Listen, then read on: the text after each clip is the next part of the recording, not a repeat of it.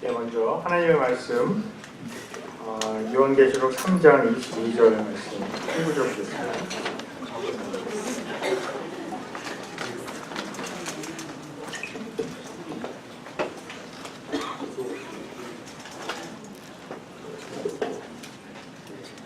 요한계시록 3장 22절 말씀 저희가 한 목소리로 한번 읽어보겠습니다.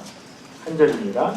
시작. 귀 있는 자는 성령이 교회들에게 하시는 말씀을 들을지어다.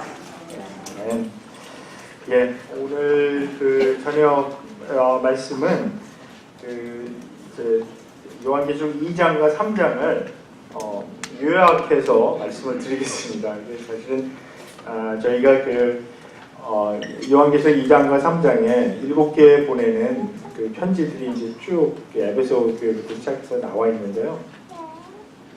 저희가 시간이 있다면 한 교회에 한 세션씩 이렇게 듣겠지만 이제 시간이 없으니까 그냥 이 7개에 보내진 메시지 전체 요약해서 몇 가지로 정리해서 말씀을 드리려고 합니다. 자, 우리 이제 요한계시록의 구조를 이때까지 보시면 분명히 드러나죠. 1장에는 이제 1장 1절부터 20절까지에서는 사실 이게 요한계시록의 전체적인 소개 부분으로 우리가 볼 수가 있습니다. 1장 1절부터 3절까지는 이제 전체적인 요한계시록을 이제 도입하는 인트로덕션으로 이제 나가고 있고, 이제 4절부터 8절에 이 편지의 서두, 프리스크립트 나와 있습니다. 발신자, 수신자, 인사가 나와 있고요. 그 다음에 이제 9절부터 20절에 예수 그리스도에 관해서 예수 그리스도께서 말씀하시는 음성에 집중을 하면서 그분이 어떤 분이신가가 이렇게 소개가 되어 있습니다.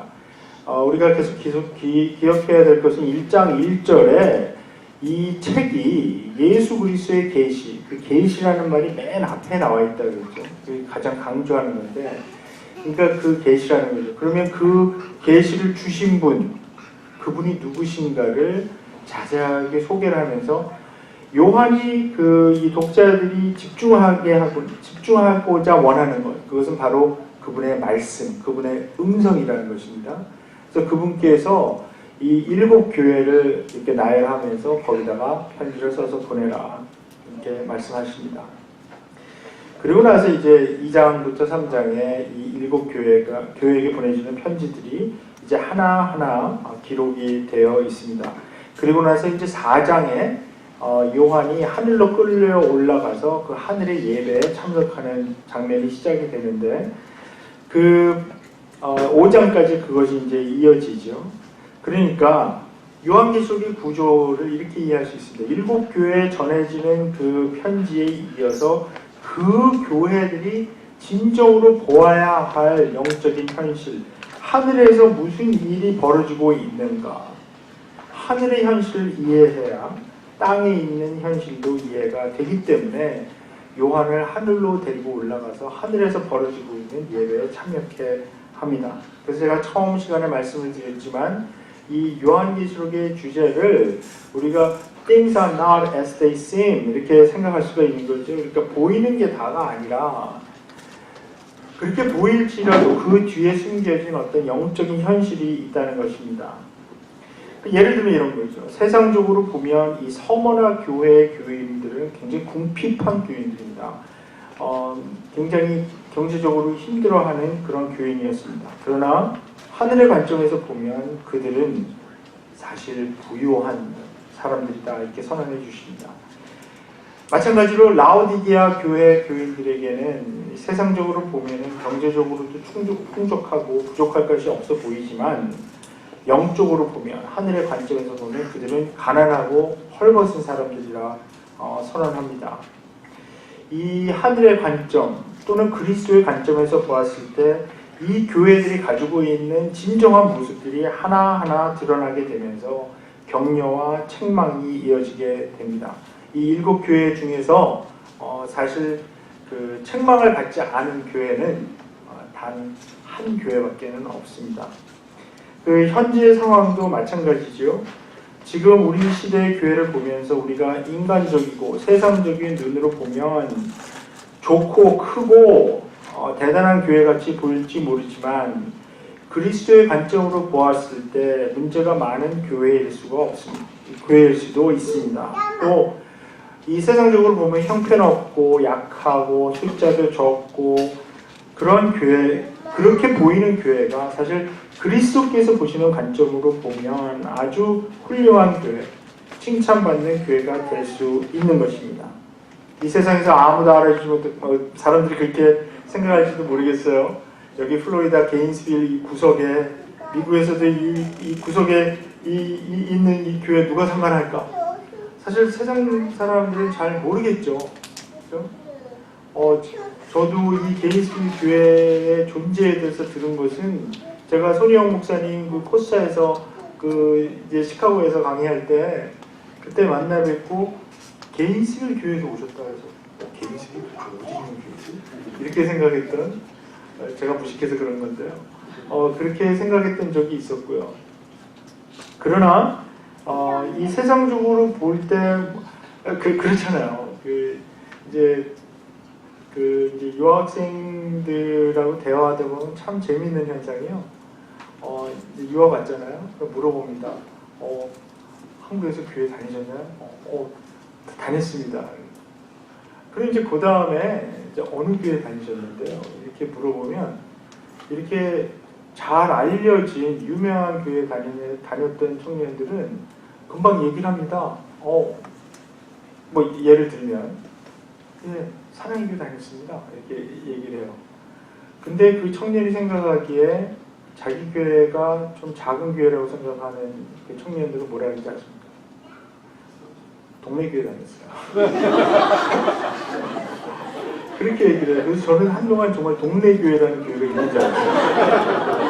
근데 나중에 보니까 그게 이름을 말해도 모를 것 같으니까 그냥 그렇게 얘기하는 거거든요. 저는 이게 굉장히 심각한 문제라고 생각합니다. 자기 교회에 대한 어떤 그 자부심 이런 게 좀 있어야죠. 상대방이 못 알아들으면 어때요? 세상적으로 유명하고 레이블 있는 교회 근데 정말 우리들이 기억해야 될 것은 뭐냐면요. 유명한 교회 다닌다고 신앙적으로 절대 아닙니다. 다 아시겠지만. 그 유명하고 크고 그런 교회 다니는 사람일수록 정말 신앙적으로 위험한 사람들이 많아요.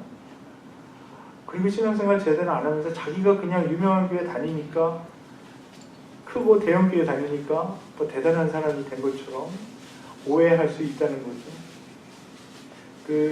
얼마 전에 제가 참 좋아하는 우리 한국의 신학 교수님이 계시는데 그분이 페이스북에다가 이렇게 써놓으셨어요. 제가 참 감명을 받아서 제가 기록을 해놨습니다. 나누려. 이분이 이렇게 말씀하셨습니다. 말씀이 좋은 교회에 다닌다고 자신의 신앙이 괜찮은 것으로 스스로 속기 쉽다.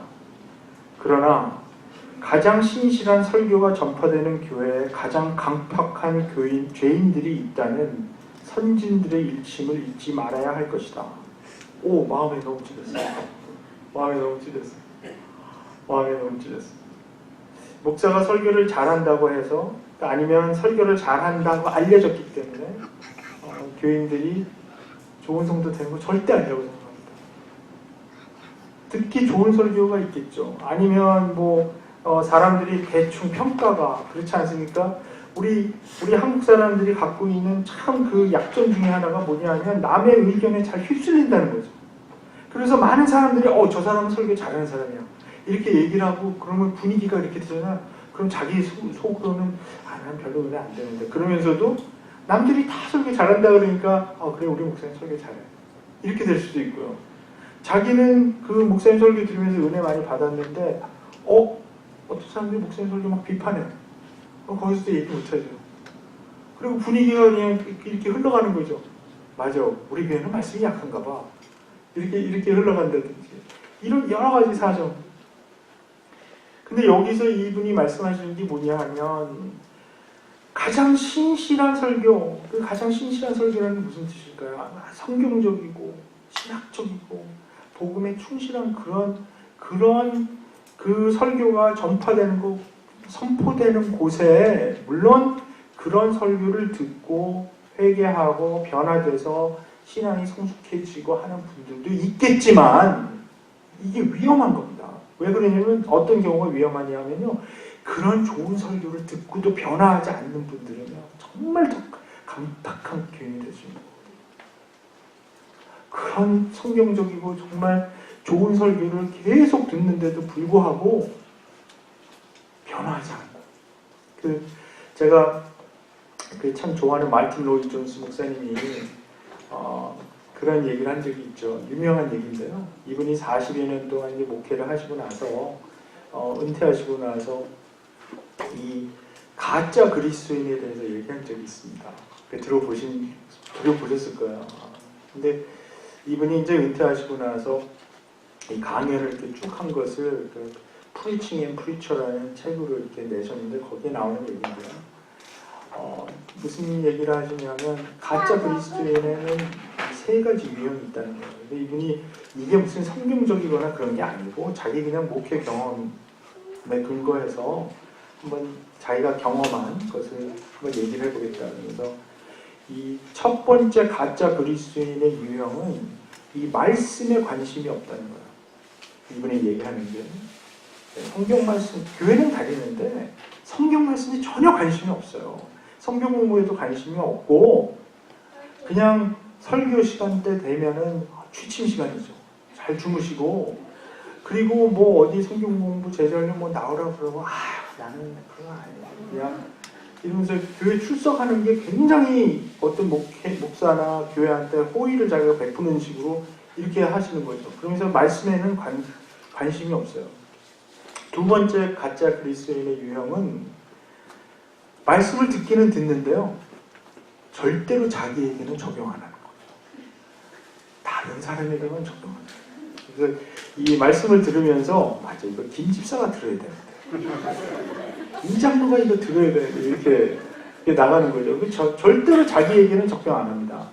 항상 다른 사람에게만 적용하는 사람. 그 사람은 가짜 그리스도인이고 사실 세 번째 가짜 그리스도인의 유형이 가장 무서운 건데요. 말씀도 많이 듣고 요즘 또 요즘을 치면 인터넷 설교 얼마나 많습니까? 어떤 분들은 하루 종일 듣는 분들도 있어요. 그리고 정말 그러니까 이 귀의 수준이요. 그렇잖아요. 우리가 좋은 오디오 마련해서요. 클래시컬 음악 제가 아는 분이 정말 옛날에 그 진공관 그 오디오 시스템에다가 옛날에 1950년대 영국에서 그 센 자석으로 만든 이따만한 스피커에다가 프리앰프 그 턴테이블 바늘 하나가 2,000불이래요. 그래서 그거 하면서 부들부들 떠시면서 이렇게 레코드판 놓으시고 이런 분이 있는데요. 이분이 그냥 수십 년 동안 그 좋은 오디오 시스템으로 그 음악을 들으니까 이 귀가 얼마나 높은지. 이분이요, 한 번은 차를 타고 가다가 그 차 오디오 시스템으로 음악을 들었는데 너무너무 괴로워하시다가 죄송하지만 그거 주시면 안 되니까 그러더라고요. 너무 괴로운 거예요. 자기 귀는 너무 높은데 그 차 오디오 시스템에서 별로 좋지 않은 사운드가 나오니까 듣지를 못하는 거예요. 이렇게 되는 그런 교인들도 있습니다. 설교 평가는 무지무지하게 잘하시죠. 저 사람 오늘 목소리에 이 톤이 좀 이러면서. 근데 문제는 뭐냐면 말씀을 많이 듣고 성경 공부도 하는데 가짜 그리스도인은 전혀 변화가 없다는 거예요. 전혀 변화가 없어요. 그 말씀이 들어가는데도 삶의 변화가 없다. 그런 이 마틴 로이드 존스 목사님이 얘기하는 게 뭐냐 하면 그런 사람은 무언가가 어딘가가 끊어져 있다는 거죠. 그렇게 좋은 말씀이 들어가는데 왜 변화가 일어나지 않을까? 그러니까 이분이 이거를 성경적으로 자기가 어떤 논리를 가지고 이게 설명하는 게 아니라 그냥 이거는 그냥 자기 경험에 따른 거니까 그냥 참고로 들으라고 하는데 저는 거기서 참 많은 것을 배웠습니다. 우리가 말씀을 많이 듣고 또 성경 공부도 하고 이러면서 변해야 되는데 만약에 그 변화가 일어나지 않고 항상 설교 평론가만 되면 정말 위험한 거죠. 그리고 그 교수님이 얘기한 것처럼 가장 신실한 말씀이 선포되는 곳에 가장 강팍한 주인이 생길 수 있다라고 하는 이거를 우리가 좀 꼭 마음에 좀 두고 말씀을 배웠으면 참 좋겠습니다. 그래서 우리가 요한계시록을 묵상하면서 이 하늘의 관점을 갖기를 원하는 것이죠. 그래서 우리 자신과 교회를 바라보는 그 퍼스펙티브가 그 관점이 세상적인 레벨에 머물러 있지 않고 하늘의 관점, 그리스도의 관점을 갖게 돼서 성령께서 말씀하시는 것을 제대로 듣기를 원합니다. 그래서 세상적인 관점으로 보았을 때 도대체 뭐가 좋은 교회라는 거죠? 뭐가 부흥한 교회라는 거죠? 저도 제가 이제 그러니까 목사 안수 받은 지 굉장히 오래됐는데 제가 92년도에 받았어요. 근데 대부분 제가 목회보다는 학교에 있었기 때문에 사실은 이렇게 제대로 된 목회자라고 볼 수는 없는데, 근데 그러면서 여러 교회를 이제 방문을 하게 되고 집회도 하고 그런 기회가 있었는데, 세상적으로 또 인간적인 방법으로 평가를 했을 때 막 좋은 교회라고 이렇게 소문나고 또 굉장히 훌륭한 교회, 유명한 교회라고 하는 그런 교회가 오히려 충격적인 경우가 상당히 있었어요. 왜 이런 많은 사람들이 여기 모여있지? 정말 궁금증이 일어나는 그런 교회들이 있어요. 그런데 어떤 교회는 정말 약한 교회입니다. 작은 교회입니다. 30명도 모이지 않는, 20몇 명 모이는 그런 교회인데 정말 성숙하고 영적으로 충만하고 그런 교회들이 있을 수 있다는 거죠. 그러니까 세상적인 관점, 세상적인 평가의 기준, 이런 걸 갖고 교회를 평가하는 것을 우리가 중단하고 정말 성령께서 말씀하시는 것이 무엇인가, 이 요한계시록의 7교회에 이 주어진 메시지를 분석을 하면서 이거를 정리를 하면서 제가 이 요약에서 말씀드리려고 하는 것은 정말 주님께서 보시는 관점은 세상의 관점하고 너무나도 다르다는 것이죠. 자, 먼저 7교회라는 이 상징적인 숫자는 다시 한번 이 모든 교회에 보내졌다라는 것으로 우리가 받아들일 수가 있습니다. 7교회가 그냥 랜덤으로 선택된 것이 아니라 이 7교회를 통해서 아시아 지방에 있는 교회, 이 7교회를 통해서 아시아 지방에 있는 전체 교회, 또 마게도니아에 있는 전체 교회, 또 그 아케이아에 있는 전체 교회, 그 아케이아에는 고린도 교회 있고, 바울이 이제 활동했던 마게도니아 지방에는 데살로니가 교회라든지 이런 교회들이 있고요. 저쪽으로 더 서쪽으로 가면 이제 로마 교회도 있을 수 있고, 안디옥 교회 저쪽 그 팔레스타인 쪽으로 가면 이제 예루살렘 교회도 있을 수 있고 여러 교회가 있지 않습니까? 그런 교회들에 이게 안 쓰여진 것이 아니라 쓰여졌다는 거예요. 왜냐하면 7이라는 숫자가 완전 숫자이기 때문에 모든 교회에 보내졌다. 저는 이 7개 교회에 보내진 이 메시지가 그 1세기경의 이 교회들만을 포함하는 것이 아니라 현대 교회들에게도 주어지는 메시지라고 믿고요. 미국교회, 한국교회, 한인교회, 아주 좁게는 우리 개인수의 교회도 포함이 된다고 생각을 합니다. 그래서 한번 정리해서 말씀을 드려보겠습니다. 자, 첫 번째, 이 7교회에 주어진 메시지에서 가장 두드러지게 나타나는 문제는 동화의 문제입니다. 무슨 얘기냐면 the problem of assimilations. assimilate 됐다. 그러니까 동화됐다. 또는 그 문화에 흡수됐다. 그 문제가 제기가 됐는데요. 에베소 교회, 버가모 교회, 두아디라 교회, 이 세 교회가 아주 직접적으로 이런 책망을 들었습니다.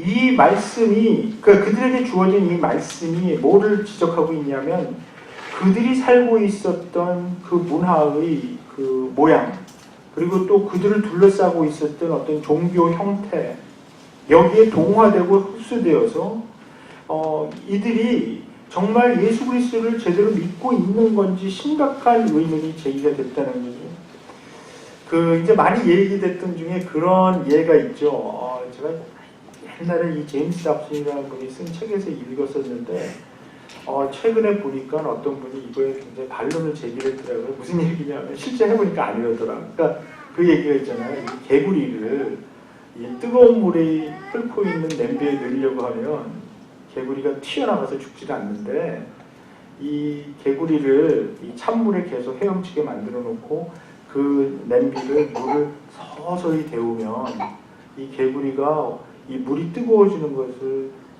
감지하지 못하고 그냥 헤엄치다 죽는다. 얘기 들어보셨죠? 근데 어떤 과학자가 이거 해보니까 아니더라. 그래서 이 예언을 쓸 수가 없는 거예요. 이제 근데 또 반론이 또 제기가 됐어요. 맞다! 막 그래. 그래서 결론이 아직 안 난 것 같아요. 그래서 이거 좋은 얘기인데 근데 아무튼 이게 사실인지는 잘 모르겠고요.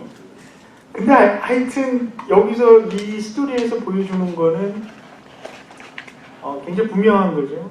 우리가 우리를 둘러싸고 있는 어떤 문화, 우리 둘러싸고 있는 세상, 이 천천히 우리도 모르게 그냥 동화되면서 우리가 변하는 것도 느끼지 못하고 우리가 흡수되는 것도 느끼지 못한 채 영적으로 천천히 죽어가게 되는 그런 모습이죠.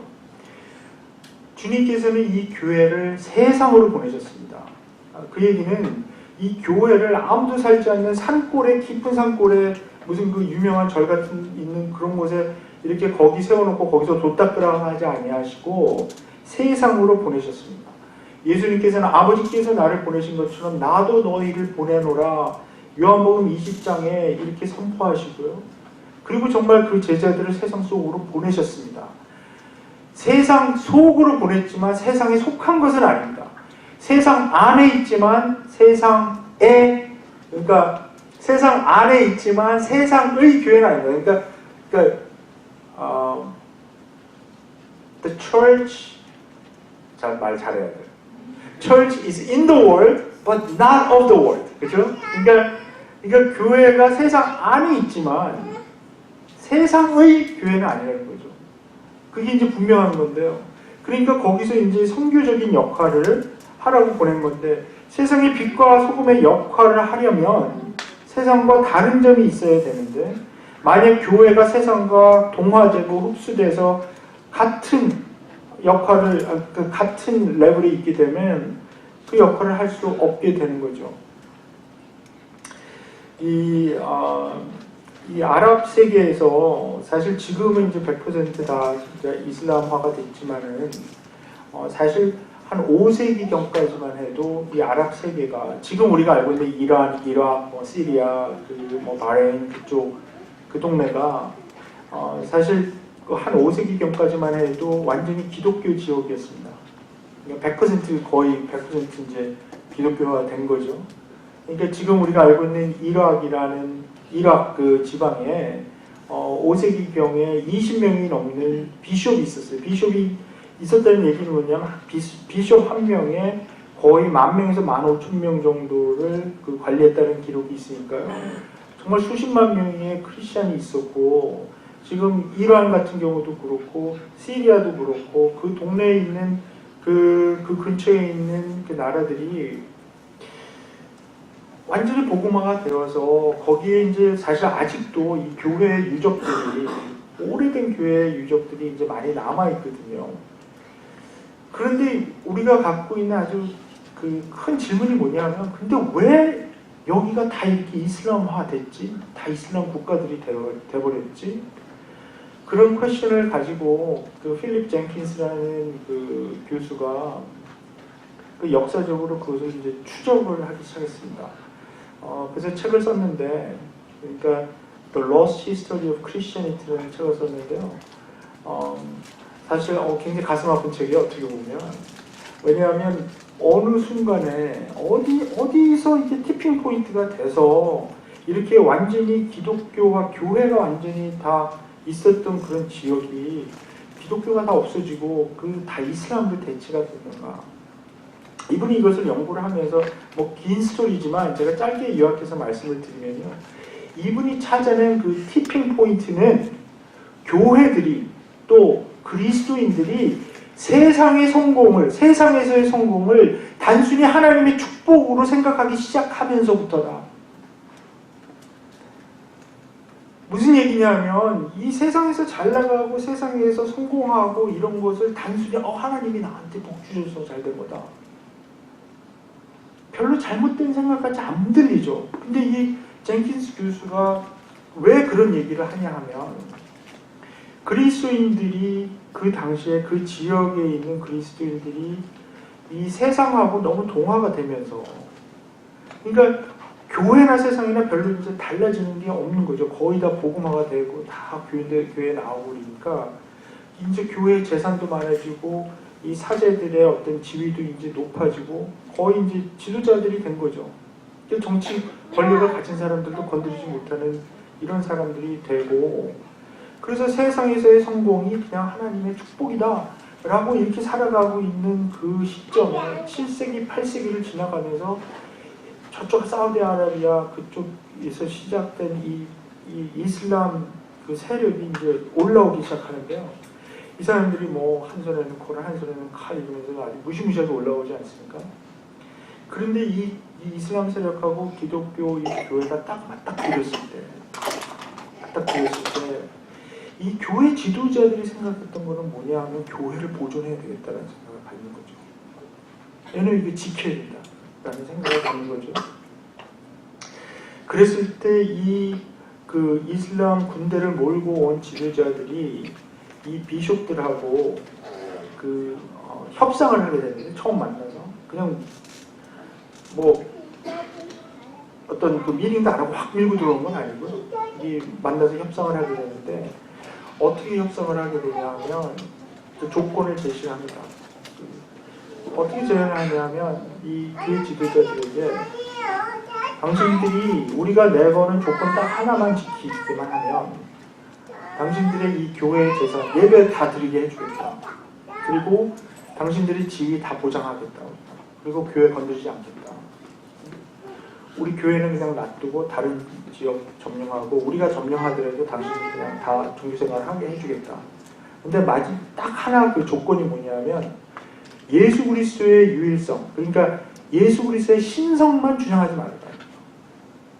그러니까 이 나사렛 예수라는 사람이 하나님이라는 것만 포기해라. 그거 믿는 것만 포기해라. 그러면 너희들 뭐 성경에서 믿는 뭐 하나님 뭐 다 믿게 해주겠다. 상관없다. 그리고 교회 생활도 하고 당신들도 예배 계속 주관하고 다 해라는 거죠. 이런 도전이 왔을 때 너무나 놀라운 것은 뭐냐면 그 당시에 이 교회 지도자들이 그거를 대부분 너무 쉽게 수용해버린 거예요. 그걸 받아주는 거예요. 왜냐하면 그렇게 받아주면 교회를 보존할 수 있으니까. 지킬 수 있으니까. 교회 재산도 지킬 수 있고 예배도 계속 드려줄 수 있다. 그런데 주의해야 될 것은 뭐냐면 예수 그리스도를 하나님으로 섬기지 않는 거죠. 그러면 더 이상 기독교는 아닙니다. 예수님 빼버리면 기독교 아닙니다. 그런 지역에서는 어떤 현상이 일어나는 거냐 하면 100년이 안 가서 금방 일어나지는 않았는데요. 100년이 안 가서 그 지역 사람들이 전부 다 이슬람으로 개종합니다. 그래서 사실 지금 그 젠키스 교수에 의하면 그 이슬람 교도들이 하루에 5번 기도하는 습관이 있잖아요. 그게 그쪽 지방의 교회에서 하던 습관이라는 거예요. 그래서 그 습관을 받아들여서 오히려 이슬람식으로 자기들이 율법같이 만들어서 그냥 계속 하고 있다는 거죠. 그리고 그 당시 그 교회 양식, 지어진 그 건축물, 이런 것들을 그 이슬람 교도들이 이게 다 무너뜨리고 새로 지은 게 아니라 거기다 그냥 십자가만 떼어놓고 그 크레센트, 그 달 모양만 바꿔 달았고요. 이런 식으로 해서 교회를 전부 마스크로 이렇게 컨버트 하는데 아주 쉽게 했다는 거죠.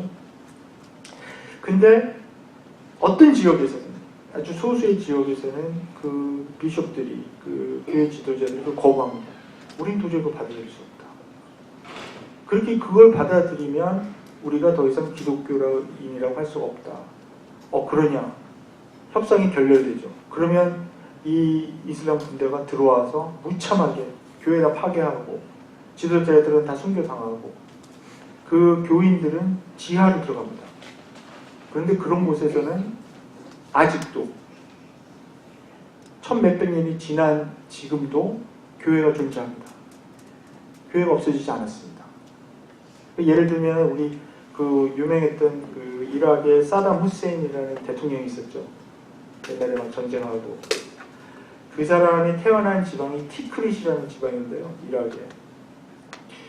그 거기에 이제 기독교가 다 말살되는 줄 알았는데 나중에 이제 그 선교사들이 들어가 보니까 거기에 아주 대대로 믿어오던 신실한 그 그리스도인들 막 지하 생활하고 모든 핍박 가운데서 이겨냈던 그리스도인들이 6천 명이나 남아있어요. 이런 보고도 있어요. 그러니까 그런 곳에서는 오히려 교회가 살아남았다는 거죠. 그런 걸 거부했기 때문에, 타협하는 것을 거부했기 때문에. 근데 이런 모든 어떤 왜 이런 이 사람들이 그렇게 쉽게 타협하고 이 사람 그 이슬람이 제안하는 것을 받아들였는가, 그 티핑 포인트를 제가 아까 말씀드린 이 세상에서의 성공, 그러니까 월드리 석세스를 단순히 하나님의 축복으로 생각하기 시작할 때부터 교회가 힘을 잃고 빛과 소금의 역할을 하지도 못하게 되고 교회가 자기가 지켜야 될 게 생기게 되는 거죠. 재산도 지켜야 되고 자기 지위도 지켜야 되고, 그렇죠? 이렇게 쌓아온 거 남 줄 수 없죠. 아들 줘야 되죠. 이런 현상이 생기는 겁니다. 이렇게 생기면서 더 이상 그 교회로서의 어떤 그 영적인 능력, 그러니까 경건의 능력, 경건의 모양은 있지만 경건의 능력이 없는 그런 현상이 일어난다는 거죠. 만약 교회가 이 세상과 동화해버려서 그 문화에 흡수되어 버리면, 그리고 세상에서 생각하는 어떤 잘 되는 것, 우리가 보통 복으로 표현하죠. 그 세상에서 생각하는 그 복의 개념과 만약 우리 그리스도인들이 생각하는 복의 개념이 별 다른 게 없다면 이미 그 동화의 현상은 일어나게 된 것이죠. 그래서 우리가 정말 이 문제를 이 요한계시록을 보면서 심각하게 생각해야 되는 게, 그러니까 첫 번째 나오는 교회인 이 에베소 교회에서는 그 현상이 처음 사랑을 버린 것으로 나타났습니다. 그래서 주님께서 책망하시기를 너희가 처음 사랑이 있었는데 그 사랑을 버렸다는 거죠. 이 이야기는 다른 말로 하면 이 세상과 동화되면서 점점 영적인 일에 흥미를 갖지 못하게 되고요.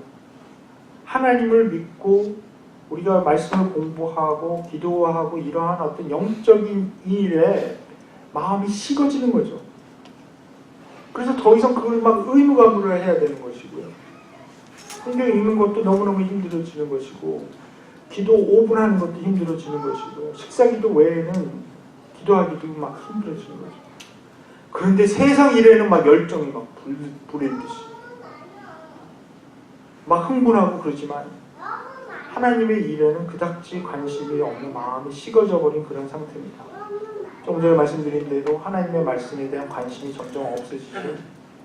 오히려 세상에서 주장되어지는 말과 논리가 훨씬 더 흥미롭고 설득력 있게 들리기 시작합니다. 그러면서 이제 점점 영혼이 메말라 가는데, 그 과정 속에서 자기는 잘 느끼지도 못하는 사이에 거의 다 영적으로는 죽어가는 질식 상태에 이를 때까지 자기는 모르게 됩니다. 영적으로 죽어있는 상태에서 하나님을 사랑하는 것과 이웃을 사랑하는 것 두 가지 다 가능치 않죠. 교회가 세상과 동화되었는지 아닌지를 구분할 수 있는 방법이, 가장 좋은 방법이 저는 바로 사랑이 있는가 없는가를 보면 되는데요. 이게 어떤 추상적인 사랑을 이야기하는 것이 아니라 그 공동체에서 일어나는 어떤, 그러니까 우리 신약 성경에서 말씀하는 이 아가페라는 이 사랑은 사실 그 공동체에 있는 사랑이거든요. 공동체에서 서로를 배려하고 정말 아끼고 자기를 자랑치 아니하고, 그러니까 우리 그 고린도전서 13장에 나와 있는, 특히 4절부터 7절에 나와 있는 그런 요소들이 우리 공동체 안에 있는가 봤으면 좋겠습니다. 그 현대 교회가 이 세상과 동화되는 이 문제는 서구 교회에서는 이미 오래전에 일어난 현상이고요. 저는 너무 두려운 것이 뭐냐면 한국교회, 한인교회에서도 이제 서서히 일어나고 있는 현상이라고 봅니다. 이 에베소 교회에서 첫사랑을 잃어버린 이 문제는 현대 교회에서는 아주 흥미로운 그 현상으로 일어나게 됐는데요. 그 사랑이 식어진, 사랑이 없어진 그 상태가 무슨 형태로 나타나냐면 개인주의 형태로 나타나게 된다고 생각합니다. 그러니까 구원을 생각할 때도요. 개인주의적인 그런 구원론은 나라는 한 개인이 하나님하고 딜을 해서 천국 가는 티켓 하나 받는 거죠. 여기에 무슨 공동체가 뭐 교회가 인volve되고 이런 건 전혀 없어요. 내가 그냥 하나님께서 제시하신 거 내가 받아들여서 하나님하고 나 딜한 거예요. 컨트랙한 겁니다. 그래서 또 증거 얘기하죠. 증거. 그래서 그 증거 갖고 구원의 확신이라고 들이댑니다. 그런 증거를 사용하는 예가 뭐냐 하면 예를 들어서 나 어떤 부흥에 가서 예수님 영접했다 이거예요. 그래서 나는 그 증거가 있으니까 난 구원 받았어. 그 다음에 내가 어떻게 사는 거 이런 거는 상관이 없는 거죠.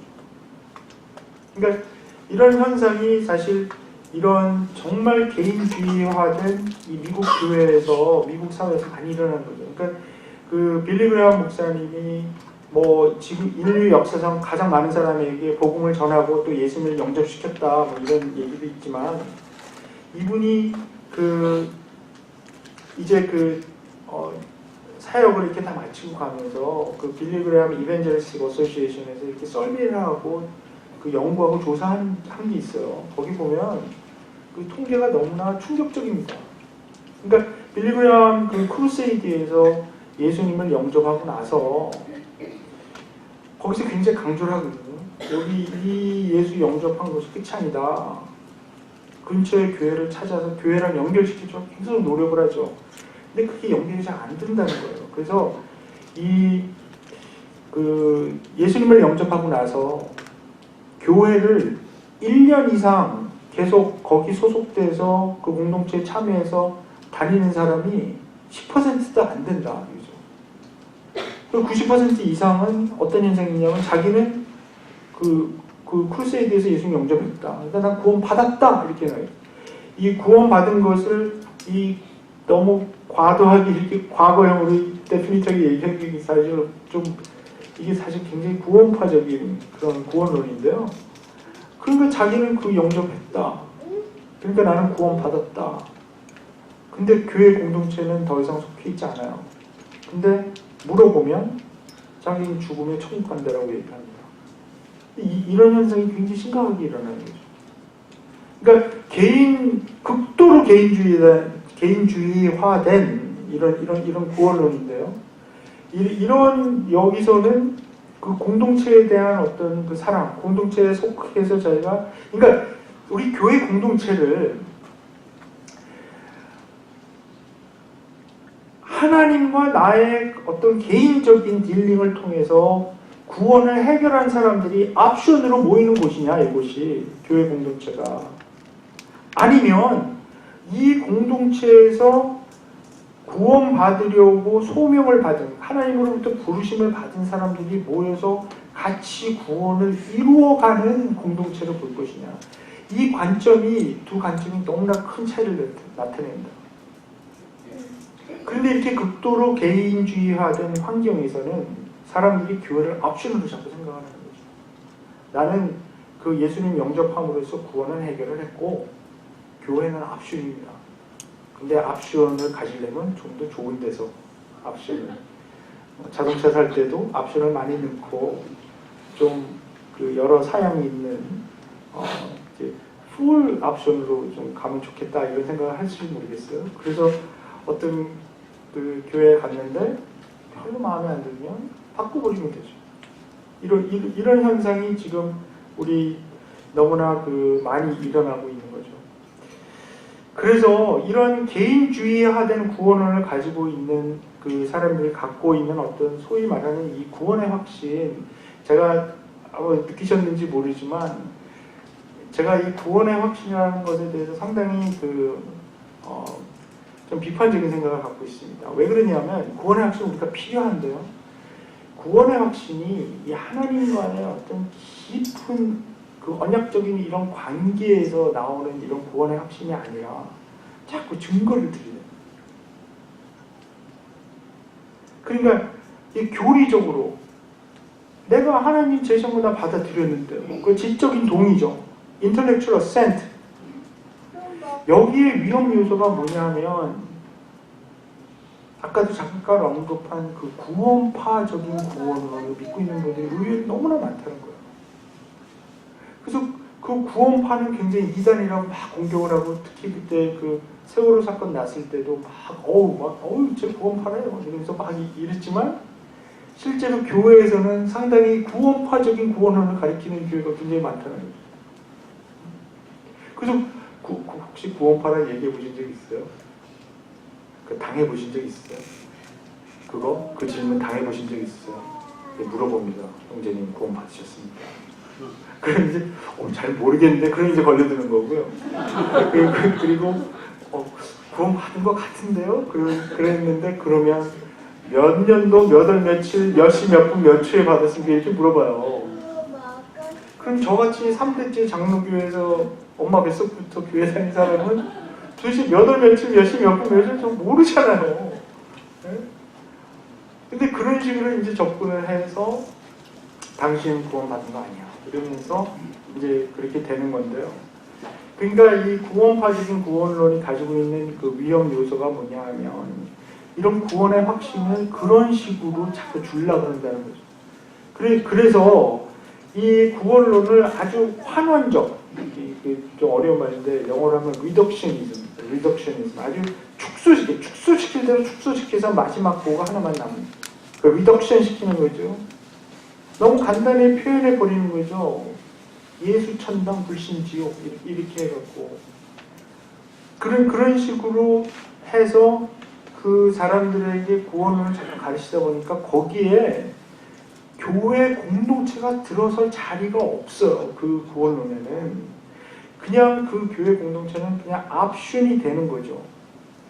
그러니까 이런 교회 공동체에 와서 생활하고 여기서 사랑으로 서로 빚어지고 사랑으로 하나 되고 이런 문제를 심각하게 받아들이지 않습니다. 왜냐하면 이거는 구원 문제가 아니고 구원 문제가 해결된 다음에 내가 압순을 하는 생활이니까 이걸 잘하든 말든 무슨 상관이야.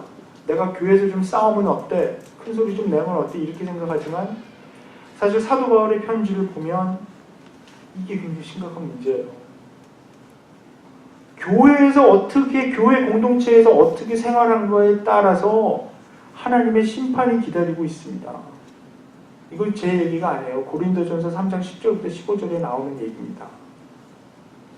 하나님께서 분명히 우리에게 물어보실 것입니다. 그 공동체에서 구원을 어떻게 이루어가는가.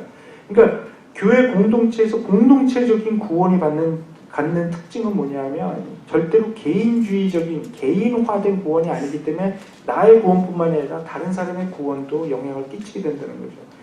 그러니까 사도 바울이 빌립보서 2장 12절에 두려움과 떨림으로 너희 구원을 이루어 나가십시오. 월크아웃 하라는 거죠. 그 구원을 공동체에서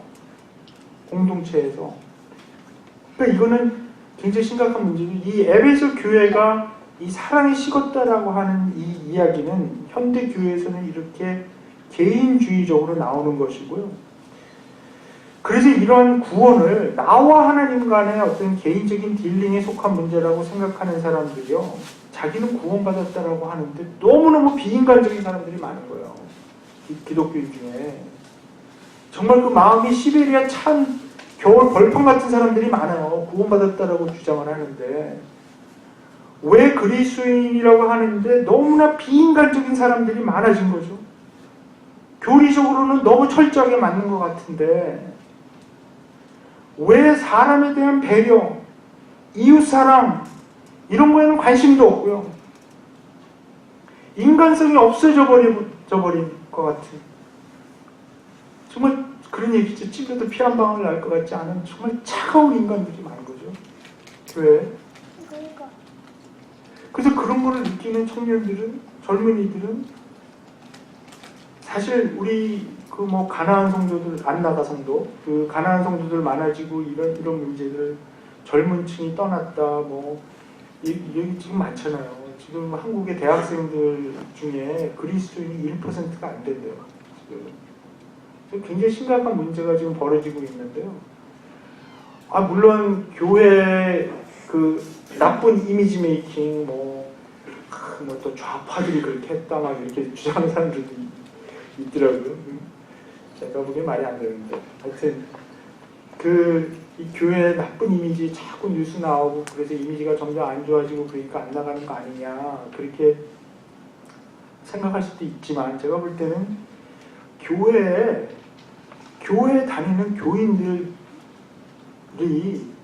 너무 비인간적인 분들이 많은 거예요. 솔직히 말씀드리면 인격적으로도 딸리는 분들이 많아요. 교회 안에.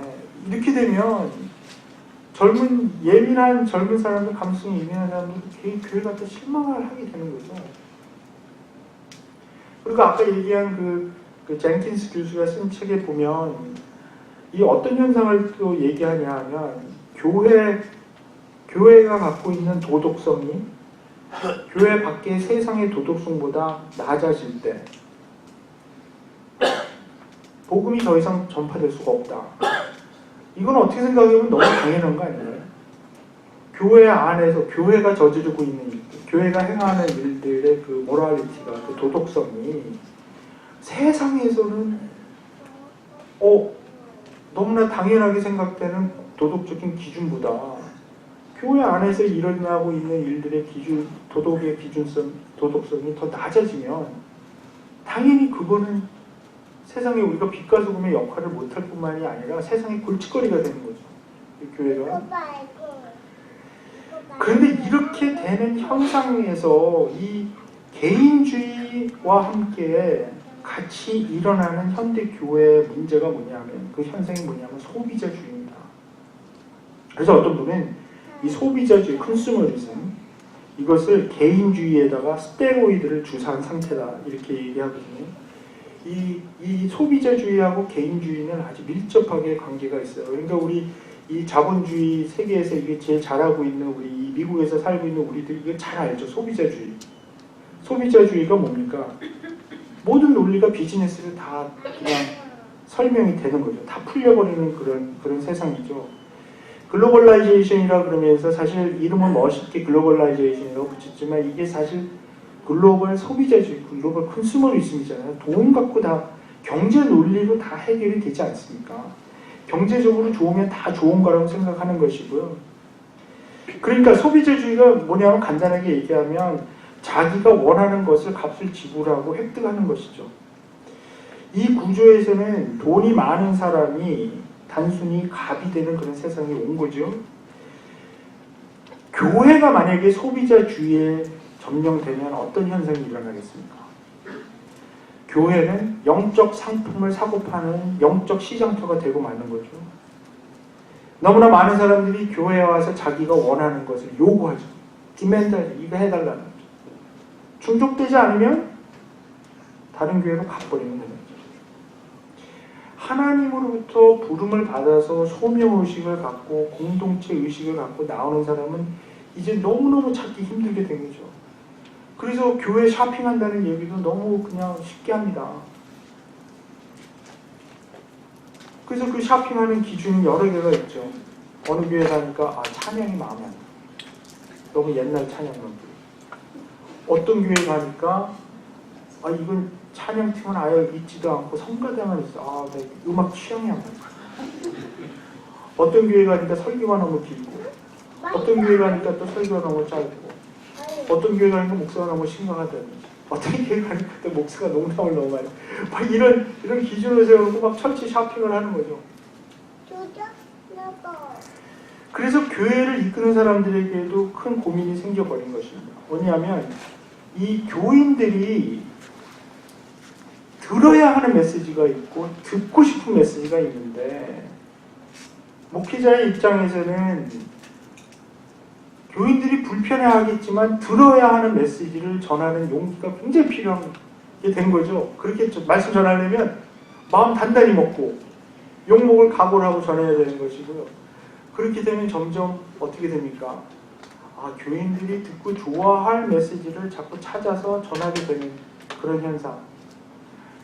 성경 말씀대로 하나님 말씀대로 해석해서 그 말씀이 원하시는 것을 전하게 진지하게 접근하는 목회자 또 설교자가 점점 줄어지는 그런 현상이 지금 살고 있어요. 우리가 소위 인기 있다라고 또 많은 사람들을 끌어모으는 그런 목회자일수록 사실 제가 좀 너무 교만하게 말씀을 드리면 성경적이지 않은 경우가 너무 많이 있어요.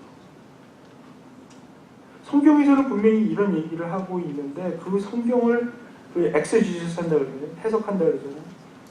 그 해석을 해서 그 말씀을 이렇게 잘 준비해서 이렇게 전하는 그런 것보다는 일단 교인들이 대중적으로 수천 명의 사람이 모였는데 이 사람들의 취향에 맞는 이 사람들이 호응할 수 있는 그러니까 이런 거죠. 이 사람 이게 전해서 아멘 소리가 크게 나올 얘기를 해줘야 되는 그런 현상이 자꾸 지금 일어나고 있는 거죠. 그러니까 이런 상황이 자꾸 되니까 이게 어떤 교회가 좋은 교회인지 어떤 목회자가 좋은 목회자인지 다들 헷갈리게 된 거죠. 그러니까 이제 미국에도 그렇고 한국에도 그렇고 점점 CEO 같은 목회자들이 점점 늘어나게 되는 거죠. 그 매니지먼트를 잘하는. 그러니까 이 대형 교회들이 이런 그 목회자를 찾을 때 이제는 노골적으로 그런 CEO 같은 목회자, 그러니까 그 실적이 있었던 목회자 찾는 거죠. 그러니까 하나님의 말씀을 말씀대로 전하는 사람들은 별로 사실 인기 없어요. 지금 솔직히 말씀드리면. 그러나 교회를 성장시킨 실적이 있다든가 아니면 큰 교회를 매니지 잘했던 목사들은 여러 교회에서 스카우트 해가려고 막 경쟁이 이루어지는 그런 세상에 우리가 지금 살고 있습니다. 에베소 교회 또 이 두아디아 교회에서 책망하셨던 이 세상과 동화되는 이런 문제들, 첫사랑이 식어지는 문제들이 지금은 우리가 컨슈머 드리븐 교회라는 이 모습으로 자꾸 드러나고 있습니다. 사실 뭐 이민사회에서도 제가 이쪽 게인스빌 이쪽 사람은 잘 모르겠지만 이런 뭐 한인들이 많이 사는 그 LA나 뉴욕이나 뉴저지나 이런 시카고나 이런 곳에 이런 현상이 더 두드러지는 것을 보면서 너무나 두려운 마음이 많이 있습니다. 이 선지자적인 어떤 목소리를 내는 목회자를 찾는 건 너무 힘든 일이 되는 거죠. 그리고 이상하게 우리 기독교인들이 전부 다 우파 이념적으로 굉장히 왜 그런지는 모르겠는데요. 굉장히 우파가 됐어요. 태극기 집회에도 그 교인들이 이렇게 많이 나간다고 깜짝 놀랐습니다. 놀라신다고 또 제가 또 종북 좌파라고 또 욕먹을 일인지 모르겠는데 한 번은 한국에 갔는데 제가 몇 년 전에 그 세월호 사건이 일어난 얼마 안 있다가 갔는데 설교를 하다가 제가 그 대형 교회, 그러니까 대형 교회 가지 말아야 되는 거죠. 대형 교회에서 설교하다가 어떻게 그 세월호 얘기를 좀 했어요. 끝나고 하는데 장로님이 보죠. 저한테 점잖게 말씀하시는 거예요. 교수님이 미국에 살아서 잘 모르시는 모양인데요. 여기 한국에 와서 세월호 얘기하시면 빨갱이로 찍힙니다. 하지 마세요. 딴 데 가서. 깜짝 놀랐어요. 우는 자들과 같이 하고 고통받는 자들과 같이 고통을 나누는 게 빨갱이로 찍힐 일이 된 건가요? 정말 제가 잘 몰라서 그렇게 된 건가? 막 헷갈렸어요. 우리가 만약 세상을 향해서 선지자적인 목소리를 내려면 세상과 다른 점이 있어야 합니다. 그런데 그런 목소리를 내지 않고 그 마틴 루터 킹 주니어 그 박사가 얘기하는 게 그런 거 아닙니까? 우리가 앞으로 기억하게 될 것은요. 우리의 적들이 우리를 비난하고 함성 지르고 막 누르려고 했던 그런 소리가 아니라 우리 친구들의 침묵일 것이다. 그런 얘기죠. 일어나는 불의를 보고도 이제 교회에서는 더 이상 선지자적인 목소리를 내는 걸 싫어합니다. 그런 선지자적인 목소리를 괜히 냈다가 유익보다는 손해날 일이 많이 있으니까요. 그렇게 되면, 그렇게 침묵하고 가만히 있으면 세상은 금방 우리를 자기의 형태로 변화시켜 버립니다. 우리가 끊임없이 이 세상과 동화되지 않으려고 깨어있지 않으면 세상의 권세자분자들, 공중의 권세자분자들, 이들은 영적인 존재들인데요. 아주 스마트하고 교묘하게 우리를 서서히 바꾸어서 세상과 다르지 않은 그런 사람들로 만들어버릴 것입니다. 예, 타임 매니지먼트를 잘해야 돼요. 자, 그래서 두 번째로 이 7편지에서 나타나는 문제가 바로 안주하는 문제입니다. 첫 번째 문제하고 좀 비슷한 문제인데요.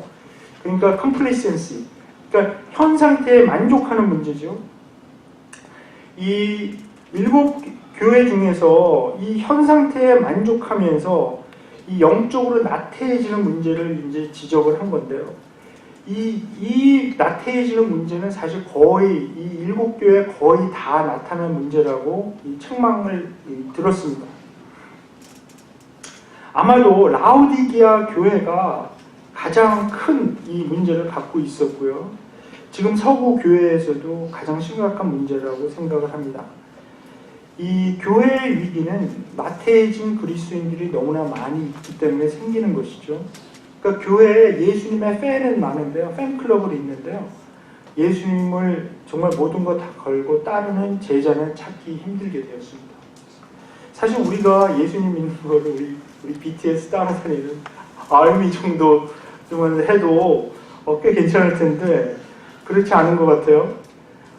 근데 그런 얘기를 한 사람이 있죠. 우리 크리스찬으로 산다는 것이 범죄라고 한다면 너무나 많은 사람들이 증거 불충분으로 기소되지 않을 것이다. 그런 얘기를 했어요. 그러니까 이 그리스도를 따르는 열정보다는 이 현실에 적응하고 안주하는 모습을 보일 때가 너무나 많기 때문이죠. 그러니까 너무나 많은 분들이 경건의 모습은 있지만 경건의 능력은 없는 삶을 살고 있습니다. 우리의 현재 모습을 잘 살펴보아야 되는데요.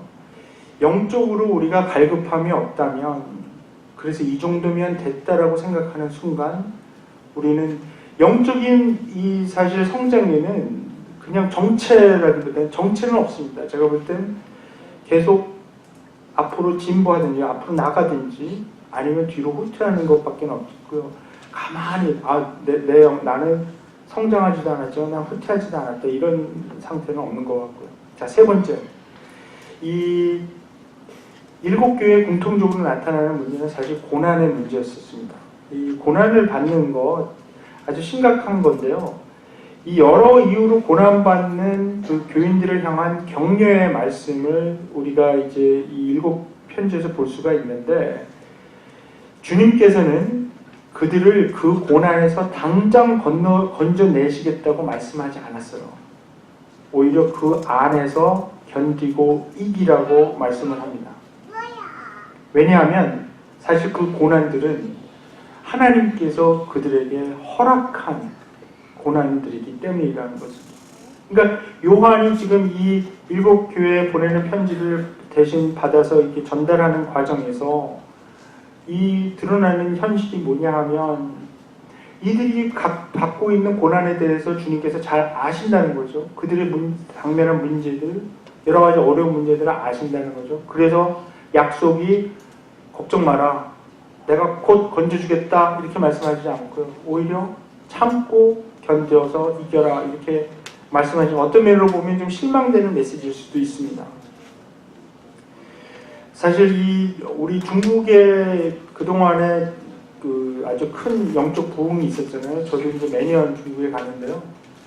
가서 보면 놀라운 일들이 많이 있었습니다. 그동안에는.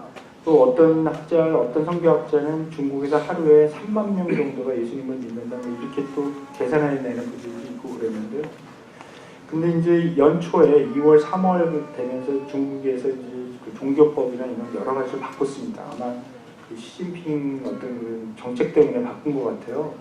그러면서 상황이 굉장히 어려워졌습니다. 또 그리고 이제 거기서 오래 있었던 그 선교사님들 중에 중국어를 굉장히 잘하고 영향력이 있고 이러는 분들은 상당히 많이 추방됐어요. 이렇게 들어오지 못하게 이렇게 나가고 뭐 예배 그 허가받은 그런 곳에서도 예배 보는 거에 어떤 제약도 많이 생기고 힘든데 제가 지난번에 갔을 때 들은 얘기는 참 제 자신도 이렇게 회개하게 했는데요. 그 중국 가정교회 그 지도자분하고 얘기를 하는데 오히려 지금이 너무나 하나님의 지금 주시는 축복 가운데 있는 것 같다. 그런 얘기를 하더라고요.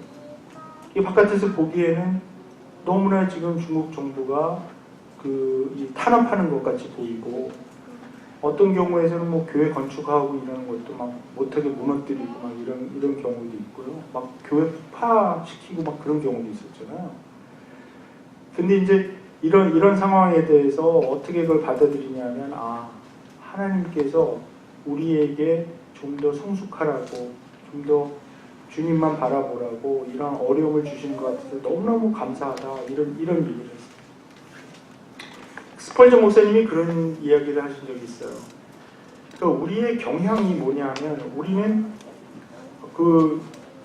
우리가 받은 축복은 이 모래 위에다가 써놓고 기억하려고 하고요. 우리가 받은 어려움은 대리석에다가 새긴다는 거예요. 그래서 잊지 않는다. 그래서 마치 뒤돌아보면 우리에게는 힘든 일만 있었던 것 같은 그런 생각을 갖고 살아간다는 거죠.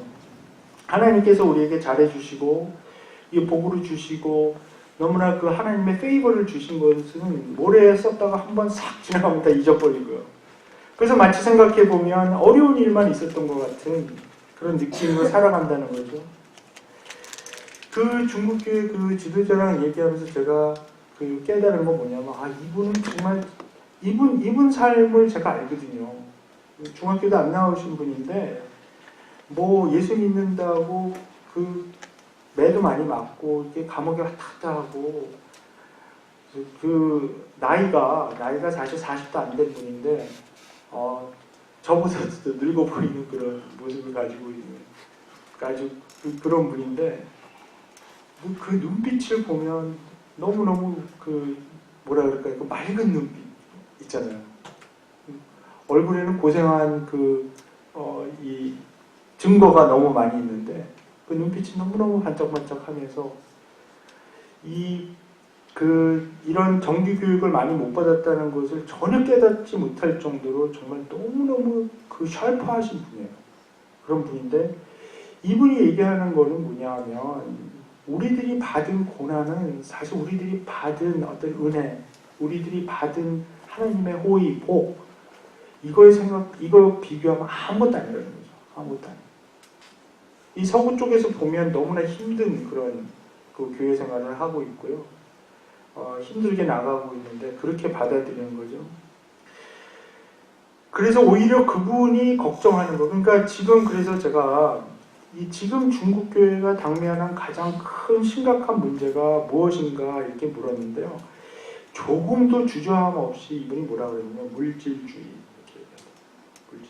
너무 중국에 지금 돈이 많이 쏟아져 들어와서 옛날에는 그러니까 거기 사천성 청도 같은 곳에서 도시에 나가서 전도를 해도 90% 이상 받아들였다는 거예요. 젊은이들이.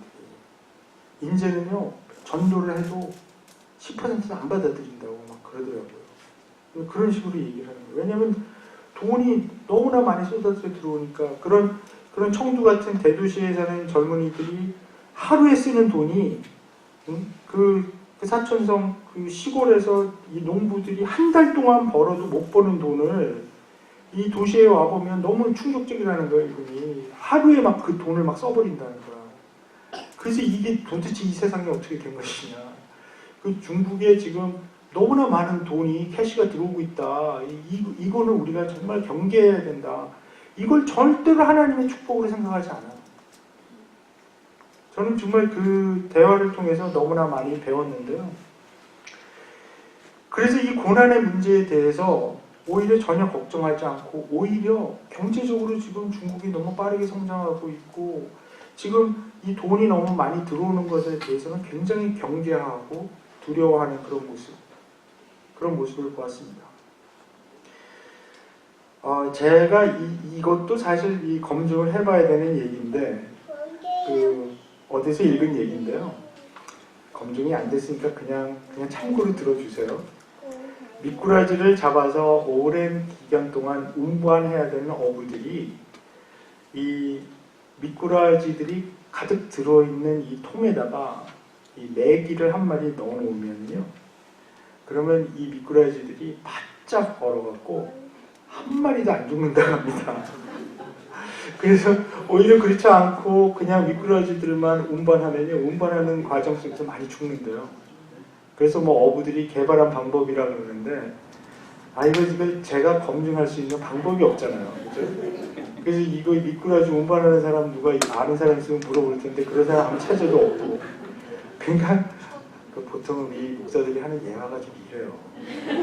검증되지 않은 게 많으니까 그냥 참고로만 들어주세요. 근데 포인트는 그거죠. 우리에게 고난이 주어지는 이유는 하나님께서 우리를 사랑하시기 때문입니다. 죽도록 어려운 일이 생길 때 오히려 영적으로 살아나는 우리가 발견하고 있기 때문입니다. 2000년 전에 이 소아시아 지방에 있었던 7 교회들에게 전해진 메시지는 그냥 아주 오래전에 전해진 우리와는 상관없는 그런 이야기가 아니라 마치 살아계신 주님께서 우리 교회들을 보시고 말씀하는 것처럼 아주 생생합니다. 그들만의 문제가 아니라 우리들의 문제이기도 합니다. 그들만의 위기가 뿐만이 아니라 우리의 위기이기도 합니다. 주님께서 원하시는 교회가 되는 것 사실 쉬운 것은 아닙니다. 단시간에 되는 것도 아니고요. 그러나 또한 불가능한 것도 아니라고 생각을 합니다. 주님께서 원하시는 제자가 되는 것도 그리 쉬운 것은 아닙니다. 포기해야 될 것, 희생해야 될 것이 분명히 있습니다. 우리 버네퍼가 얘기했던 그 값싼 은혜가 뭡니까? 값싼 은혜. 그러니까 버네퍼는 값싼 은혜가 우리의 아주 치명적인 적이다. 우리 교회의 치명적인 적이다. 이렇게 선포하잖아요. 우리의 그 아주 모토 에너미다. 이렇게 선포하고, 나는 값 치르는 은혜. 그러니까 이 번역하기 힘든데, the costly grace. 그러니까 값을 치르는 은혜를 위해서 내 목숨을 걸고 싸울 것이다. 얘기를 했는데요. 값싼 은혜가 뭡니까? 희생 없는 은혜, 헌신 없는 은혜, 제자도 없는 은혜, 그냥 좋은 게 좋다는 은혜. 우리가 은혜 아니면 살아갈 수가 없네. 찬양을 부르는 게 사실이지 않습니까? 정말 우리 은혜 없으면 어떻게 살아갑니까? 근데 여기서 말하는 그 은혜는 희생이 없는 그 은혜가 아니었습니다. 그 은혜 뒤에는 하나님의 가장 귀한 것을 희생시키는 희생이 있는 은혜였습니다. 그 은혜를 경험한 우리들이 그 은혜에 따라서 포기해야 될 것, 희생해야 될 것, 치러야 할 값이 분명히 있습니다. 그러나 그 길이 가장 좋은 길이고 따라갈 가치가 있는 그런 길입니다. 하나님이 도와주시지 않으면 가능치 않은 길이죠. 자비가 풍성하신 하나님께 우리가 빌었으면 좋겠습니다. 우리를 긍휼히 여기셔서 내치지 마시고 다시 기회를 한번 주시옵소서. 황폐해진 우리의 영을 소생시키셔서 세상의 더러움을 다 씻겨내시고 변화받게 도와주시옵소서. 깨끗하게 씻어주시옵소서. 세상에서 묻은 때 다 지워주시옵소서. 게을러진 우리를 깨우셔서 주님이 원하시는 것이 무엇인지를 보게 하소서. 주님 다시 오시는 날까지 주님 배반하지 않게 하소서. 기도했으면 좋겠습니다. 몇 년 전에 제가 한국에 갔다 오다가 이 공항에서 비행기 안에서 읽은 책이 뭐가 없겠나 우연히 소설책을 하나 사서 읽었는데요. 너무나 재밌게 읽었어요. 김훈이라는 사람이 쓴 흑산이라는 책입니다. 이 책은 이제 소설인데 실제 역사적인 사실에 좀 근거했다 그래요. 정약용의 형 정약전에 관한 얘기입니다.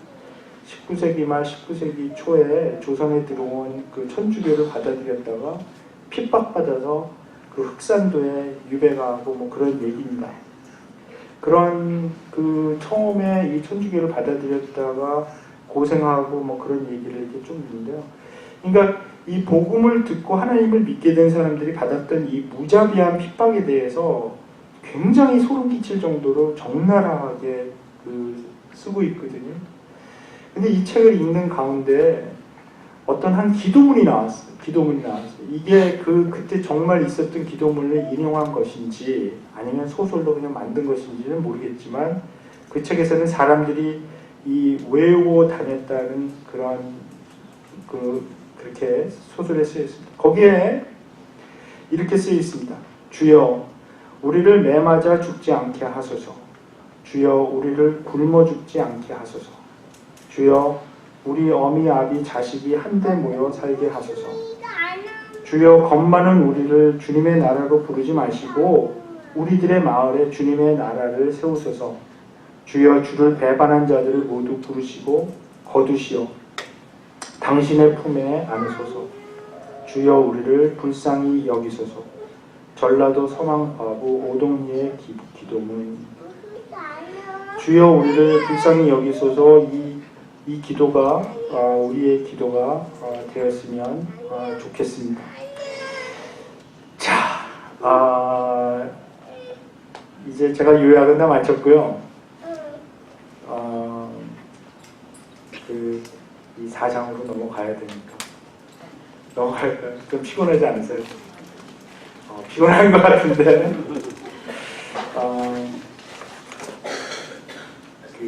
오늘 예배 몇 시까지 지금 예정이 되어 있죠? 9시 30분까지요? 그러면 제가 9시 30분까지 하겠습니다. 근데 뭐 화장실 갔다 오실 분들은 또 자유롭게 갔다 오시고 물 마시실 분들 그러지 말고 우리 찬양 하나 부르고 할까요? 예. 은혜 아니면 살아갈 수가 없네. 우리 찬양 하나 부르고 이어서 말씀드리도록 그렇게 하겠습니다. 한번 같이 읽어보도록 하겠습니다. 요한계시록 4장 1절부터 11절까지니까요. 교독하도록 하겠습니다. 제가 먼저 읽습니다. 이 일 후에 내가 보니 하늘에 열린 문이 있는데 내가 들은 바 처음에 내게 말하던 나팔소리 같은 그 음성이 이르되 이리로 올라오라. 이후에 마땅히 일어날 일들을 내가 내게 보이리라 하시더라.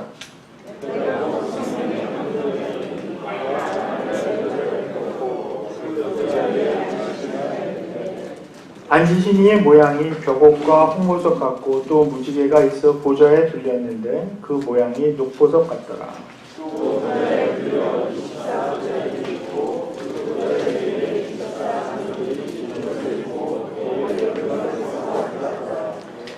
보좌로부터 번개와 음성과 우레소리가 나고 보좌 앞에 켠 등불 7이 있으니 이는 하나님의 7 영이라.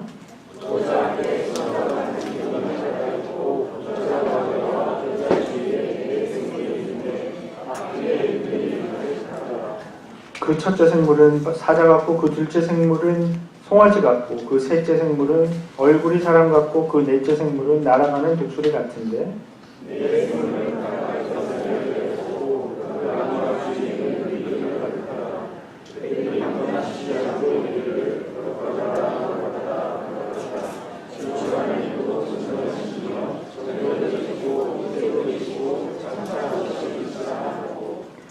그 생물들이 보좌에 앉으사 세세토록 살아계시는 이에게 영광과 존귀와 감사를 돌릴 때에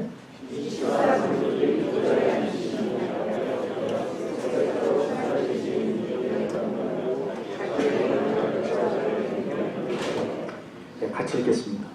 우리 주 하나님이여 영광과 존귀와 권능을 받으시는 것이 합당하오니 주께서 만물을 지으신지라 만물이 주의 뜻대로 있었고 또 지으심을 받았나이다 하더라. 아멘. 예, 이 요한계시록 4장은 이제 요한이 하늘로 이끌려 올라가서 그 하늘의 예배를 참여하면서 그 예배를 드리면서 그것을 그 신앙 중계를 하는 거죠. 지금 땅에 있는 이 성도들에게 지금 하늘에서는 이런 예배가 드려지고 있다. 누구에게 예배 드려지는가? 그게 이제 가장 중요한 문제인데요.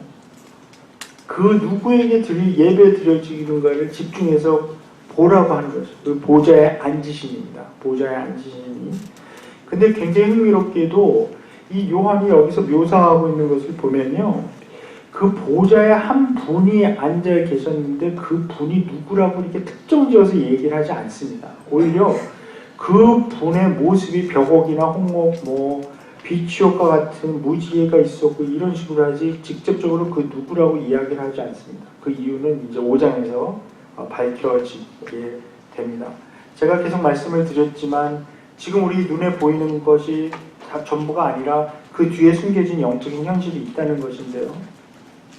그래서 이 하늘의 예배를 실황 중계하는 이유는 그 실황 중계, 하늘에서 예배 드려지는 그 모습을 보게 함으로써 우리의 관점의 변화, 그 경험을 통한 관점의 변화를 시도하는 것이죠. 하늘의 비전을 회복할 때 우리가 땅의 현실도 이제 제대로 보이기 시작하는 거죠.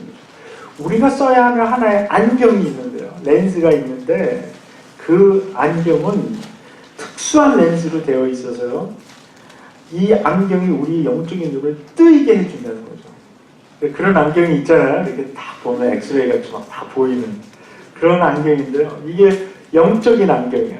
그래서 그 영적인 눈을 뜨게 해주려고 그 렌즈를 공급해 주는 거죠. 지금 이 하늘의 예배를 중계를 하면서요.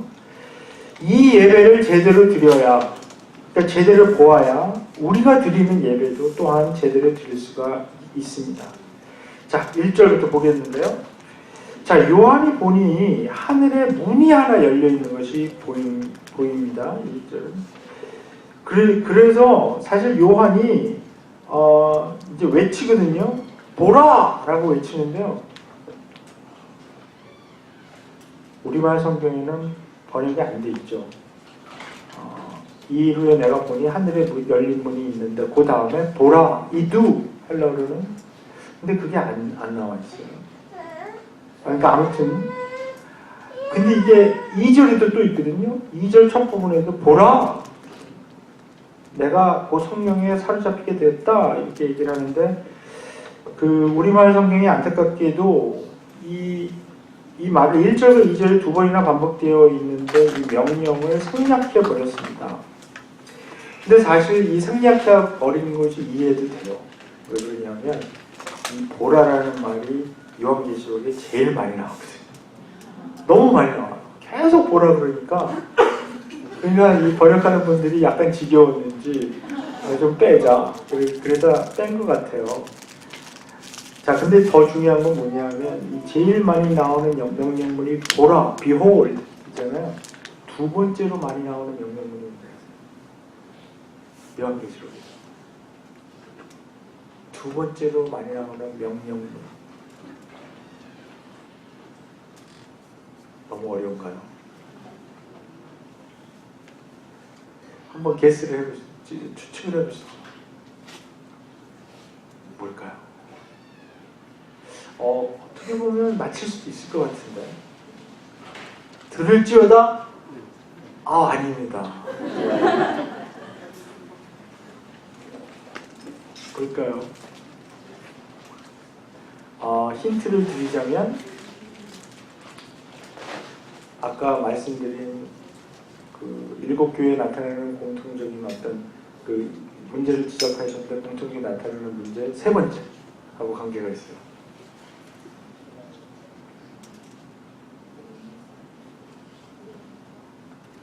견디라? 아닙니다. 견뎌서 이겨라? 아니고요. 믿음을 지켜라. 비슷했는데. 이거 맞히면 제가 정말 선물을 드릴 수 있는 거예요. 이게 또 너무 소비자주의로 가는 상품 걸고. 들을지어다. 예? 뭐라고 했어요? 예. 뭐 시간이 많이 가니까. 말씀을 예? 들어라. 인내하라. 아까 창고견디라 하셨잖아요. 예, 두 번째로 많이 나오는 명령문은 두려워 말라입니다. 두려워 말라. 보라 두려워 말라. Fear not. 그러니까 그게 이거예요. 어떻게 보면 이 보라 두려워 말라 이거가 요한계시록의 주제일지도 몰라요. 그러니까 잘 보면 두려워하지 않을 수가 있어요. 그러니까 영적인 현실에 눈이 띄어지게 되면 두려워하지 않을 수 있다. 왜냐면 이분들이 고난 당하고 어려움 당하면서 두려움이 휩싸이기 쉽거든요. 우리도 그렇잖아요. 우리도 세상 살아가면서 이 세상 사는 거 정말 솔직히 말씀드리면 만만치 않지 않습니까? 막 어려운 점도 있고요. 막 예기치 않은 상황도 일어나고요. 우리가 그리스도인으로 살면서 24시간 7일 그 365일 항상 행복하고 그냥 즐거웠으면 좋겠는데 사실 그렇게 힘들죠. 한 번은 이제 이 설교하다가 아이고 괜찮은데 애기 오는 거 같이 있으면 좋은데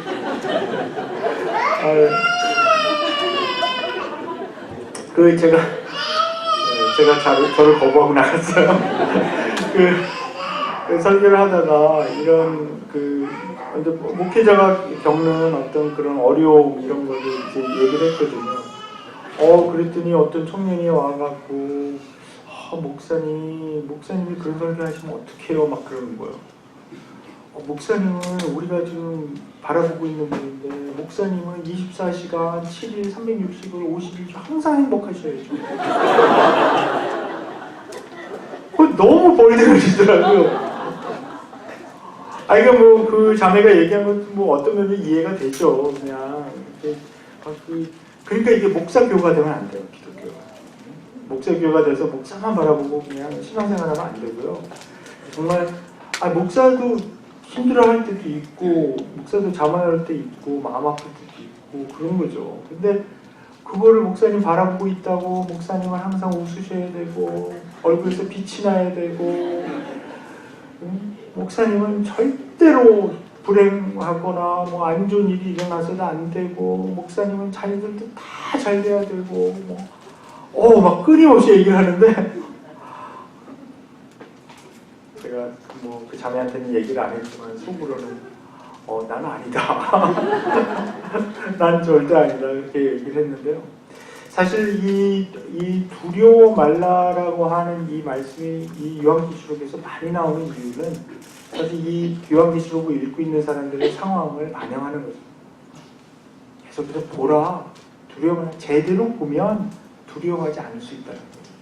제대로 못 보니까 세상에서 주는 이미지만 자꾸 보면 우리 사실 두려움에 휩싸이게 됩니다. 그러니까 제가 아침에 이제 포에르바 얘기를 했는데요. 이 포에르바가 얘기하는 게 결국 그거죠. 이제 욕망과 그 두 가지가 욕망과 두려움인데요. 그 두 개를 갖고 장난친다고. 그런데 사실 정말 사탄이 이거 두 개 갖고 장난치는 거거든요. 근데 우리가 교회에서도 이 욕망을 자꾸 부추길 수 있어요. 그러니까 뭐냐면 당신 하나님 잘 믿으면 이렇게 성공할 수 있어. 이런 메시지를 자꾸 사람들한테 줄 수가 있는 거죠. 그 욕망을 막 부추기는 거예요. 세상에서 당신 잘 나가고 싶어? 하나님 잘 믿어봐.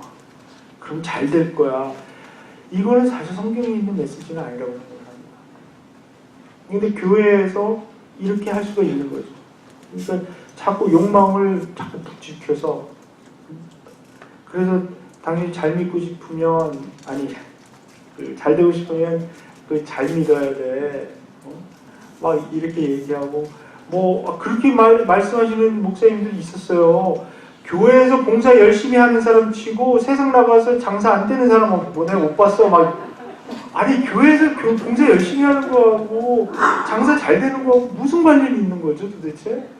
근데 막 그렇게 얘기를 하면서 그러니까 포인트는 그분의 의도는 아마 이제 교회에서 봉사 열심히 하라고 좋은 식으로 말씀을 하셨는데요. 교회에서 열심히 봉사했는데 비즈니스 안 됐다는 거죠. 제대로 그러니까 땅의 현실, 땅의 관점으로 보지 말고 영적인 눈으로 보면 어떤 일이 일어나든지 간에 우리가 두려워하지 않을 수 있는 그런 이런 욕망을 부추기다가 그게 잘 안 통하면 그 다음에는 이제 이 두려움을 자꾸 주려고 그러죠. 공포를 주려고 그러죠. 그러니까 이 C.S. 루이스의 그 스크루테이프 레터에도 이제 비슷한 어드바이스를 계속 줘요. 그 이제 그 삼촌 데블이 이 조카 데블한테 자꾸 그런 얘기, 어떻게 사람들을 어떻게 다뤄서 하나님 못 믿게 하고 이런 얘기를 막 하는데요. 맨 처음에 이렇게 거기서는 이런 순서로 나가요. 이 사람들은 막 겁을 줘갖고 그 하나님 믿으면 모든 게 다 그냥 포기해야 되고 하나님 예수님 따라가면은 정말 힘든 길만 가야 되고 모든 거 다 이 세상에는 그냥 다 이제 버려야 되고 이런 무서움을 줘서 못 따라가게 해라. 근데 그 데블들이 그 마귀들이 맡고 있는 걸 이제 환자라고 부르거든요. 근데 그 환자가 어떻게 하다가 예수님을 믿게 됐어. 그래서 이 조카가 너무너무 심한 거야. 와갖고 삼촌한테 막 그러니까 걱정 마. 저렇게 믿어도 이제 거기다가 조금 욕망만 좀 부추기면 금방 우리한테 올 거야. 걱정 말고 일단 이제 겁주는 거 갖고는 안 되니까 일단 욕망을 불쾌해줘. 자꾸 desire. 욕망을 부추겨줘서 하나님 믿는 거 이용해서 잘 나가고 싶다라고 하는 그런 욕망을 부추기게 되면 그 사람은 금방 우리한테로 다시 올 거야. 그 환자는. 뭐 이렇게 얘기를 해요. 뭐 그 스크루테이프 레터 얘기 읽어보시면 재밌는 거 너무나 많이 있습니다. 그래서 지금 이 요한이 말하는 것은 하늘의 열린 문을 보라. 그 하늘의 열린 문으로 이제 그 보라 그러면서 들어가는 거죠. 근데 이 두 번째 보라, 그 성령이 사로잡히게 되었다 그러면서 뭐라고 얘기를 하냐면요, 하늘에 있는 보좌를 보게 됐다는 거죠. 그 보좌가 하나가 놓여 있는데 그 보좌에 어떤 한 분이 거기에 앉아 계시다는 거죠. 자, 이건 굉장히 상징적으로 중요한 얘기입니다. 왜냐하면 이 요한계시록을 읽고 있는 이 독자들이 갖고 있는 어떤 그 흔들림, 그 의심, 이게 뭐냐면 정말 하나님이 통제를 하신 것인가? 그러니까 하나님이 정말 파워가 있어서 하나님이 컨트롤하고 계시는가 하는 그런 의심을 가졌다는 겁니다. 근데 보좌가 비어있지 않고 그 보좌에 누군가가 앉아있다라고 하는 그 의미는 뭐냐면 하나님이 주권을 가지고 이 세상을 통제하고 계시다. 그러니까 걱정하지 말아라 하는 얘기죠. 왜냐하면 이 보좌라는 단어가 이 계시록 전체에서 47번 사용되는데요. 이 보좌하고 그 관련된 단어까지 다 합치면 77번이나 사용이 됩니다. 근데 이 보좌라는 개념, 그 영어로 이제 throne이죠. 헬라어로는 thronos입니다. 이게 어떤 그 상징적인 의미가 있냐면 여기에서 권위와 파워가 나온다는 거죠. 그러니까 우리 개념으로서는 지금 잘 이해가 안 되죠.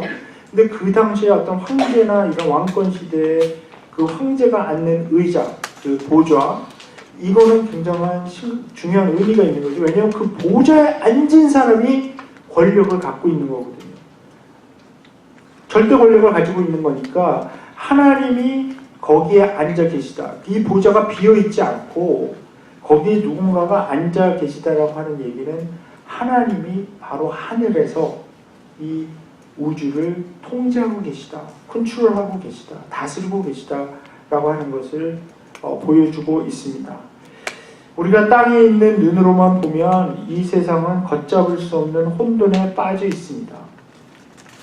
자연재해가 지금 통제가 되지 않고요. 허리케인 자꾸 만들어지고 오고 있고요. 테러리스트 공격들은 요즘은 좀 잠잠한 것 같지만 항상 그런 위협이 도사리고 있고, 그 파이낸셜 마켓은 언제 붕괴될지 모르고 붕괴한 건 됐었고요. 2008년에 지진이 도처에서 일어나고 화산이 터지고, 그리고 이렇게 봤을 때 정의가 실현되는 것 같지가 않아요. 사실 지난번 그 수프림 콜트 그 브렛 캐거나 얘기를 그거를 그 뉴스를 안 볼 수가 없더라고요. 그래서 그 많이 봤는데 글쎄 모르겠어요. 제가 성향이 그래서 그런지 몰라도 그 사람은 아닌 것 같은데 나쁜 엑스인 것 같은데 결국은 수프림 콜트에 되더라고요. 그런 거 보면 이게 정의가 정말 살아있나? 그 여자들이 나와갖고 그렇게 증언한 거는 믿는데요. 근데 이 사람은 그냥 임명재 센터 이거 앞뒤가 안 맞는 얘기를 상원의원들이 나와서 하는 걸 보면서 또 그 백악관에 있는 그 아저씨 좀 이상한 아저씨 있어서 굉장히 힘들고요. 뭐 개인적으로도 어려움이 굉장히 많이 있죠. 힘든 일이 도처에 깔려 있고 얼마 전에는 제가 참 그 사랑하는 성도들이었는데 결국은 이제 오랫동안 스트로크를 하다가 이혼하게 됐다 그런 얘기를 듣습니다. 참 마음이 아픕니다. 도대체 이 세상이 아무도 통제하지 않고 그냥 미친 듯이 돌아가는 것처럼 보입니다. 1세기 경에 이 핍박받고 있었던 이 성도들도 그런 느낌을 가졌으리라 생각합니다. 더군다나 그들이 살고 있었던 문화에서 그런 종교적인 환경에서는 어떤 한 신이 모든 것을 다 관장하는 게 아니라 이 신들이 맡고 있는 분야가 다 다르고 이런 어떻게 한 명의 어떤 최고의 신이 다 통제한다는 생각을 가질 수가 없었거든요. 그들의 문화에서는. 근데 지금 성경에서 구약에서부터 이렇게 쭉 보여주시는 것은 뭐냐 하면 그 한 분뿐이신 그 아버지 하나님 그 예수 그리스도 성령께서 이거를 딱 쥐고 통제를 하고 있고 그 하나님의 뜻에 의해서 이게 움직이고 있다. 그러니까 우리가 정말 집중해서 봐야 될 것은 그 보좌 자체가 아니라 그 보좌 위에 앉아 계신 분, 비어있지 않다라는 거죠. 이 우주의 지휘 통제소가 비어있지 않고 누군가가 앉아 계셔서 계속 이분께서 그 계획대로 진행해 나가신다. 우리가 근데 사실 인생 살아가면서 간혹 그렇게 느낄 때가 있죠. 하나님 정말 살아 계시는가? 살아 계시다면 어째서 이런 일을 그냥 일어나게 하시는가? 지난 연초에 아프리카에 다녀왔는데요. 이티오피아하고 케냐를 다녀왔어요. 케냐는 그래도 좀 사는 동네였는데 이티오피아에 갔는데 사람들 너무 착하고 좋은데 너무 가난해요. 너무 힘들어요. 그냥 지도상의 거리로만 보면 한 2시간이면 갈 거리를 털털거리는 버스를 타고 갔는데 13시간이 걸렸어요. 왜냐하면 길이 포장이 안 돼 있는데 중간에 이 엄청난 구멍들이 너무 많은 거예요. 그러니까 이거는 도대체 이 버스가 가다가 거기에 그냥 곤두박질 칠 것 같은 그런 구멍들을 그냥 피해서 막 갔다가 막 이러느라고 13시간을 걸려서 온갖 먼지를 다 뒤집어 쓰고 간 적이 있습니다. 그 하나님도 참 무심하시다 그런 생각 제가 갑자기 들더라고요. 이 착하고 좋은 사람들이 왜 이렇게 가난하게 살도록 놔두시지? 커피는 너무너무 맛있는데 근데 그거 외에는 정말 너무 배고파요. 그게 힘들어요. 근데 거기에서 제가 거의 2000년 동안 내려오는 어떤 교회의 전통을 봤거든요. 근데 이분들이 이렇게 믿음을 가지고 있는 이런 분들인데 또 얘기를 들어보니까 옛날에 한국전쟁 때 또 참전까지 하셨더라고요. 이분들이 대단하신 분들이에요. 지금도 그렇게 가난한데 그때는 정말 더 가난했을 텐데 그 먼 곳에서 군인들 보내서 이렇게 도와주신 그런 분들인데 근데 그렇게 그 생각을 하고 있었는데 거기서 만난 그 선교사님이 저의 이 무식한 머리를 깨워주시더라고요. 그분이 뭐라고 제가 바로 그 생각을 이렇게 버스 안에서 하고 있는데요. 이분이 버스 안에서 저한테 뭐라 그러시냐 하면 참 우리 회개해야 된다고 그런 얘기를 하시는 거예요. 왜냐하면 하나님께서는 벌써 이런 분들하고 나눌 수 있는 그 잉여 넘치고 썰플러스로 우리에게 주셨는데 우리가 안 나누고 있어갖고 이 사람들이 이렇게 가난하게 사는 거라고 그런 얘기를 막 흥분해서 이 열변을 토하시면서 제가 나중에 성도사님한테 고백하고 회개했습니다. 그러니까 하나님께서 그냥 놔두시는 게 아니라 하나님께서 사실 우리에게 이미 이게 나누어 주라고 이거를 허락하신 건데 우리가 안 나눠줘서 사실은 이런 빈곤이 일어나는 거거든요. 그러니까 그러니까 이 개인주의에서는 제가 자꾸 이제 이 개인주의, 소비자주의 이거를 비판하게 되는데요. 왜냐하면 이런 개인주의에서의 갖고 있는 물질과의 이 재정관도요. 이 공동체를 생각할 수 있는 여지를 남겨두지 않아요. 그렇기 때문에 이 개인주의로 신앙이 굳어지면 하나님이 주시는 물질적인 축복도 자기의 복을 위해서 주신 거라고 생각을 하지 이 하나님께서 이 허락하신 이 재정적인 것, 이 물질적인 것이 이 공동체에서 같이 나누어 주시라고 같이 쓰라고 하나님 나라의 자원으로 쓰라고 나누어 주신다는 생각을 하지 못하는 거죠. 이게 그냥 이 통로가 이 복이 물질적인 이 축복이라고 생각하는 이것이 그냥 나한테만 이렇게 들어오는 거니까 그렇게 생각하니까 아니 내가 이민 와서 이렇게 열심히 번 돈을 내가 왜 나눠? 내가 열심히 이렇게 고생해서 번 돈인데 내가 마음대로 쓰는데 누가 뭐래? 이런 태도 갖고 사시는 분들 의외로 많습니다. 무시무시한 생각이죠. 무시무시한 생각. 너무 그리스도인으로서 가질 수 없는 그런 생각인데 그런 생각을 당당하게 얘기하시는 분들이 있어요. 내가 번 돈이 내가 번 돈 먹고 내가 마음대로 쓰는데 그분이 신앙을 가지고 있다면 그런 소리 할 수가 없는 거죠. 하나님께서 왜 그런 잉여를 허락하셨을까? 왜 생활비보다 물론 내가 필요한 생활비가 충족하다고 느끼는 분은 이 세상에 거의 없지만요. 몇 편 제발 빼고.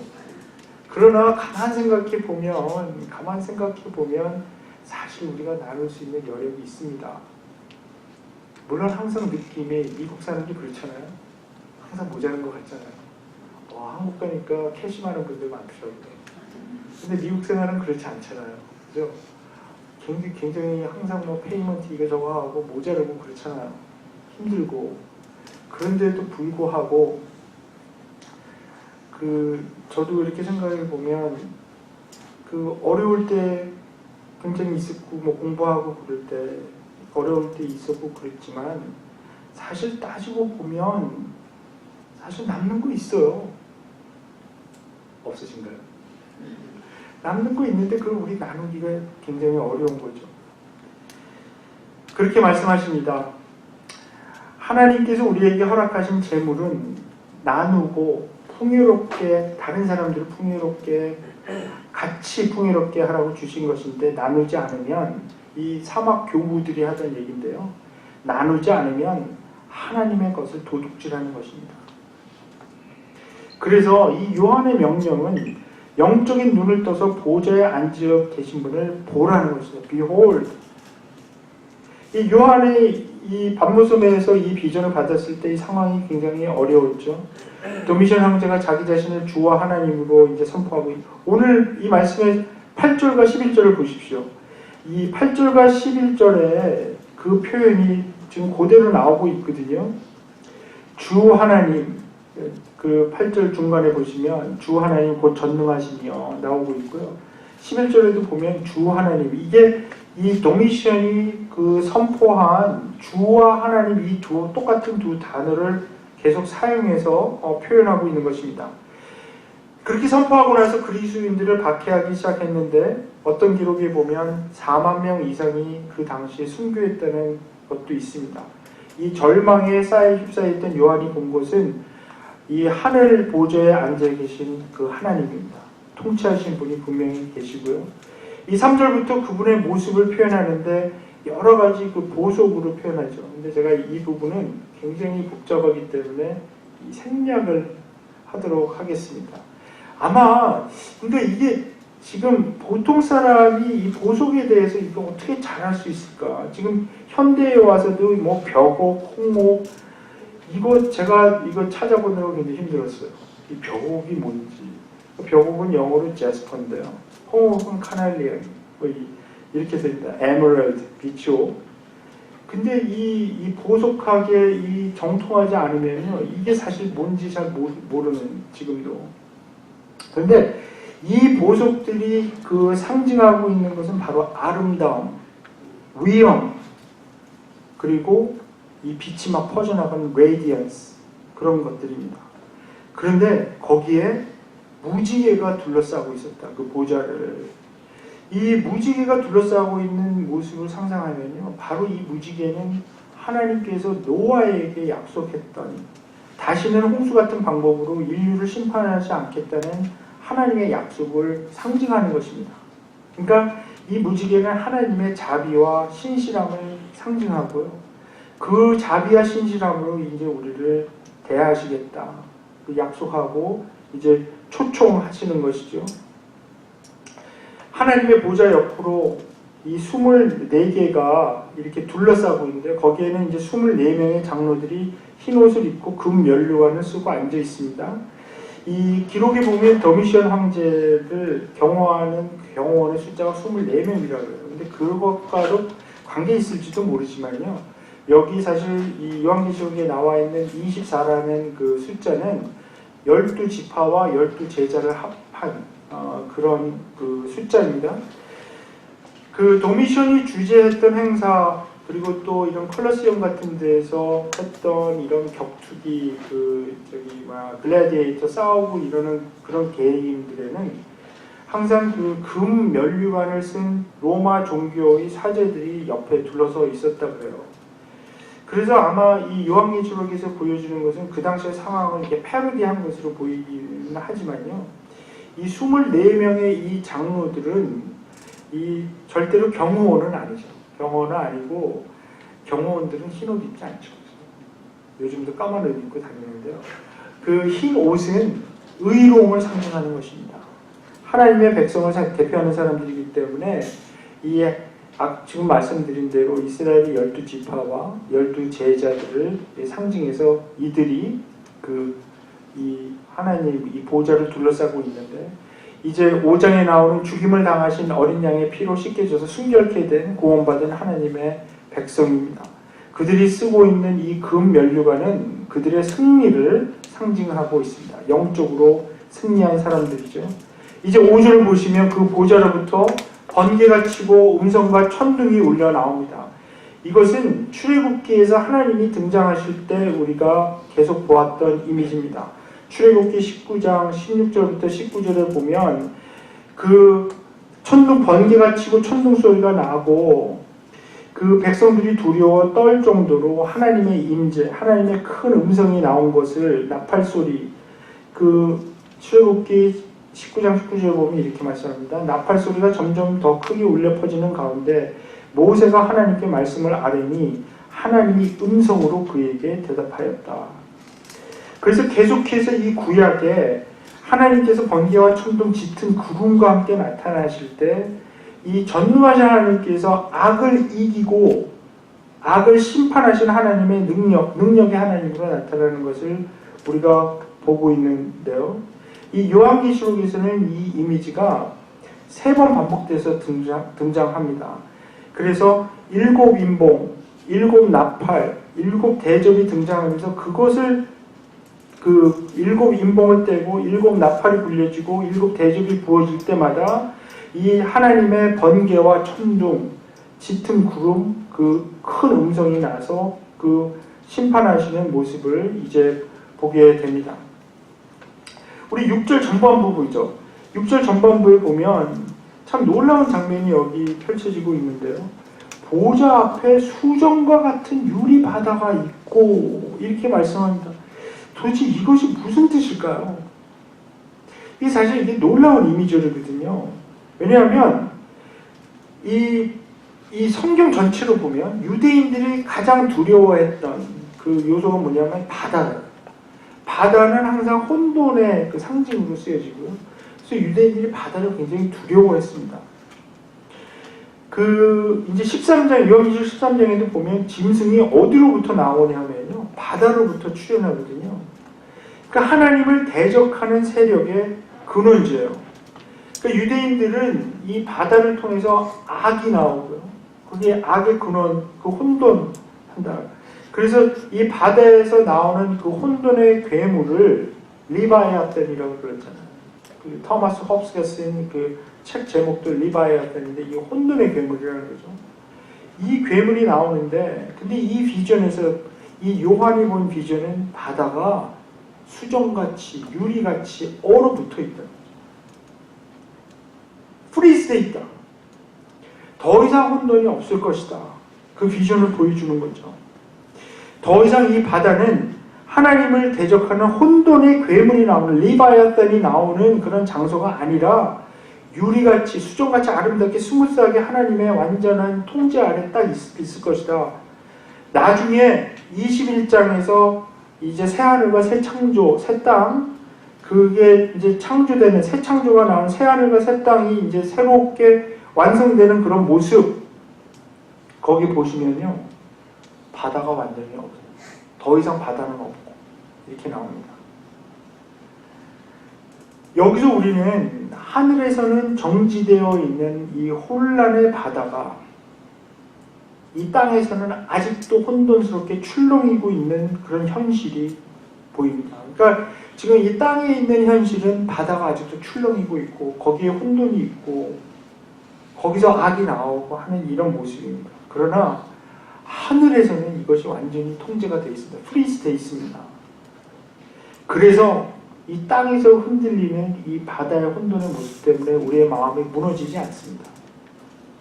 지금 우리가 보는 현실은 이 땅에서 흔들리고 있지만 혼돈이 있고 너무나 힘든 일들이 있지만 이것이 우리를 절망시키고 무너뜨리지 않습니다. 왜냐하면 하늘에서는 이미 하나님의 뜻이 이루어졌기 때문에. 그래서 우리가 주기도문 할 때 계속 하늘에서 이루어질 그 뜻이 땅에서도 이루어질 수 있게 하나님의 통치가 오게 해 주십시오. 그렇게 이렇게 나라가 임하옵시며 하나님의 통치가 이 땅에 오게 해 주십시오. 그렇게 기도하는 것 아닙니까? 이미 하늘에서는 이 혼돈과 파괴, 악이 통제되고 있고 마지막에는 이제 완전히 없어질 것이기 때문에 그것을 알고 있기 때문에 우리가 실망하지 않습니다. 자, 이제 마지막으로 6절 후반부서부터 11절까지 제가 간단하게 5분 안에 말씀을 드리고 오늘 마치겠습니다. 이곳에 이제 그 생물의 이미지들이 나오는데요. 이 에스겔서 1장에 등장하는 이 생물의 이미지들입니다. 이 새 동물과 사람의 얼굴의 형태를 가지고 있는 것을 우리가 볼 수가 있는데요. 또 이사야서 6장에서 그 스랍들이 6개의 날개를 가지고 이 날아다니면서 하나님을 거룩하다 거룩하다 거룩하다 찬양하는 이미지도 여기서 같이 사용되고 있습니다. 에스겔서 1장에서 나오는 것처럼 이 날개 앞뒤로 눈이 가득 달려있는 것을 볼 수가 있는데 이 생물들은 왜 이 앞뒤로 눈이 달려있을까요? 이것은 이 땅에 있는 어떤 것들도 감춰질 수 없다라는 의미를 가지고 있습니다. 그런데 왜 이 네 생물을 이야기하는 거죠? 이 4라는 숫자는 요한계시록에서 먼저 이 동서남북 같이 이 4코너 이거는 전체를 다 아우르는 거죠. 그러니까 창조 전체를 상징하는 숫자고요. 이 유대인들의 문학 전통에 의하면 사자, 송아지, 사람, 독수리는 하나님의 창조물을 4개의 카테고리로 나누었을 때 그것들을 대표하는 생물들이라는 거죠. 각각 야수, 가축, 새 이렇게 대표하는 피조물들이고요. 물론 사람은 하나님의 창조의 클라이맥스입니다. 이것은 어떤 의미를 가지고 있냐 하면 요한이 본 하늘의 예배에서 모든 피조물들이 창조자 하나님께 예배드리는 모습을 그리고 있는 거죠. 그리고 그 생물들은 쉬지 않고 창조자 하나님을 찬양합니다. 거룩하다 거룩하다 거룩하다 주 하나님 곧 전능하신 이가 전에도 계셨고 이제도 계시고 장차 오실 자라. 이 거룩이 3번 반복되는 것은 최상의 거룩을 이제 말씀하는 건데 이미 말씀드린 대로 이사야서 6장에서 스랍들이 부르는 그 찬양과 동일한 그런 찬양을 지금 여기서 올려드리고 있습니다. 이 찬양은 이 모든 피조물을 창조하신 하나님께 합당하게 드리는 그런 찬양입니다. 그런데 여기서 드리는 이 찬양을 통해서 우리들이 볼 수 있는 것은 뭐냐 하면 이 요한계시록이 쓰여질 당시에 교회를 위협하고 있었던, 그러니까 핍박을 받아서 어려움을 당하는 교회가 빠지기 쉬운 어떤 이단 사상, 그거는 우리가 그냥 크게 영주주의라고 얘기를 할 수가 있는데요. 이 영주주의에서 가르치는 것은 뭐냐면 도피주의다. 그러니까 우리의 구원을 어떻게 이해하는 것이냐면 이 골치 아픈 세상, 여기서 그냥 도피해버리는, 그냥 피해버리는. 그래서 영주주의 같은 곳에서 이야기하는 것이 뭐냐면 결국 이 세상은 하나님이 심판해서 불살라 버릴 것인데 왜 우리가 이 세상에다 투자를 하고 환경을 보존하려고 하고 이런 식으로 나가는 거죠. 이 영주주의는 상당히 영적으로 치장하기 때문에 신령하게 보입니다. 근데 제시하는 메시지가 더 치명적으로 이 사람들을 끌어당기고 유혹하는데요. 이 세상은 이미 다 망가져서 소망이 없으니까 이 썩어져 버린 세상에서 구원받는 길은 여기서 도피하는 것이죠. 회피하고. 문제가 있으면 그걸 해결하는 것이 아니라 그냥 피해버리는 거죠. 도망가는 거죠. 탈출하는 겁니다. 그래서 어떻게 보면 휴거 사상이 말도 안 되는 이 성경에서 그거를 사실 지원하고 있지, 서포트하고 있지 않는데요. 이 휴거 사상 같은 게 굉장히 사람들을 많이 사로잡지 않았습니까? 왜냐하면 뿅 날아가 버리면 되는 거니까. 이 휴거 사상이 갖고 있는 아주 치명적인 문제가 뭐냐면 데살로니가 전서 4장에서 예수님이 오시다가 공중에서 서요. 이상하죠? 재림하시려면 땅까지 오셔야 되는데 공중에서 섰다가요, 이 밑에서 사람들이 뿅 날아가서요, 만나서 다시 가버리세요. 그러면 세컨 커밍이 아니죠.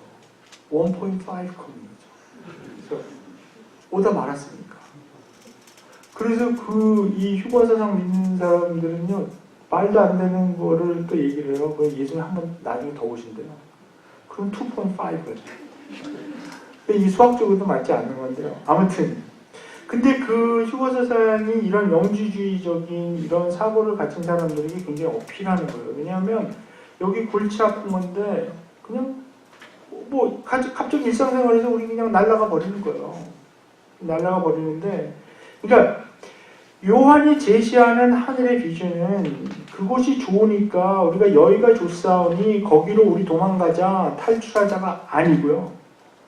오히려 지금 하늘에서 일어나는 현실이 이러니까 박해를 받고 어렵지만 전능하신 하나님께 의지하고 이겨나가라. 그죠? 이 요한은 이원론적인 탈출 구원에는 관심이 없습니다. 오히려 반박합니다.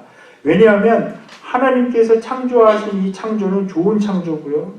마지막에 이 모든 피조물들이 창조자 하나님을 예배하고 찬양하는 것을 보여주고 있기 때문입니다. 이 영주주의는 플라톤 철학에 근거해서요, 이 세상의 창조가, 이 물질 세계가 악한 것으로 보거든요. 오직 영적인 세계만 좋은 것으로 봐요. 그러니까 이런 어떤 피조물들, 이 하나님이 창조한 것, 이게 열등하다고 보는 거예요. 그러니까 이거는 다 불살라서 없어져야 될, 그러니까 영주주의의 한 이론에서 얘기하는 게 뭐냐 하면, 이 구약에 나오는 이 신이 이 창조의 능력이 있는데 이걸 자기 창조의 능력을 갖고 장난을 치다가 이 실수로 만들어 놓았다는 거예요, 이게. 그래서 이 실수로 만들어 놔서 그 구약에 있는 신보다 더 높은 신이 이 사람이 망가뜨리는 저질러 놓은 일들을 해결을 하려고 그리스도를 보냈다는 거예요. 비밀리에. 그리고 이 가장 높은 신이 선택한 사람들 안에 이 그리스도를 만나면 알 수 있는 비밀 장치를 마음속에 해놨다. 그래서 그리스도를 만나면 이 마음속에 있는 것들이 이렇게 글로우한다. 이게 불이 팍 밝아지면서. 굉장히 재밌는 스토리죠. 그죠? 그래서 이 그리스도를 만나는 사람들은 자기도 모르게 마음에 팍 뜨거워져서 이게 알 수 있다는 거예요. 그래서 이게 무슨 비밀, 무슨 이런 주의 같이 그 다빈치 코드 뭐 이런 데도 나오는 그런 얘기인데요. 아무튼 그런 게 아니고 하나님께서 이 창조하신 피조물은 이 물질 세계에 악한 것이고 열등한 것이 아니라 마지막에 하늘에 가서 보니까 이 피조물들이 다 하나님을 찬양하고 있더라. 경배하고 있더라. 하나님께서 새하늘과 새 땅을 완성하실 때까지 계속 회복될 것이다. 그 회복에 참여하는 것이 우리의 구원 과정에 포함되어 있다는 거죠. 그래서 우리의 구원은 하늘의 그 하나님의 통치를 받아서 죄에게 잡혀서 신음하고 있는 이 피조물들을 로마서 8장 18절부터 똑같은 얘기가 나옵니다. 이 피조물들을 회복시키는 것이지 여기서 도망가는 것이 아니라는 것이죠. 이 모든 피조물들이 밤낮 쉬지 않고 계속 찬양하고 예배 드리고 있는데 사실 우리가 예배 드릴 때 이 예배에 우리가 같이 조인하는 것입니다. 또 우리가 시작하고 우리가 끝내는 것이 아니라요. 이 예배로 들어올 때 우리가 이 예배에 참여하는 거죠. 오랫동안 계속되고 있는 영원부터 영원까지 계속되고 있는 이 예배에 우리가 발을 들여 놓는 것 뿐입니다. 모든 피조물이 영원 무궁하도록 살아계셔서 그 보좌에 앉아 계신 분께 영광과 존귀와 감사를 드릴 때 이 하나님께 대한 찬양이 이제 그 이어지고 있는데요. 예, 끝이 없네요. 제가 끝내겠습니다, 정말. 근데 여기서 단 한 가지만 얘기하고 제가 오늘 말씀 다 못 드린 것은 내일 아침에 더 말씀을 드리겠습니다. 그것은 바로 이 합당하다라고 하는 이 표현입니다. 몇 절에 나오냐 하면 그 11절에 마지막에 나옵니다. 그 우리 주 하나님이여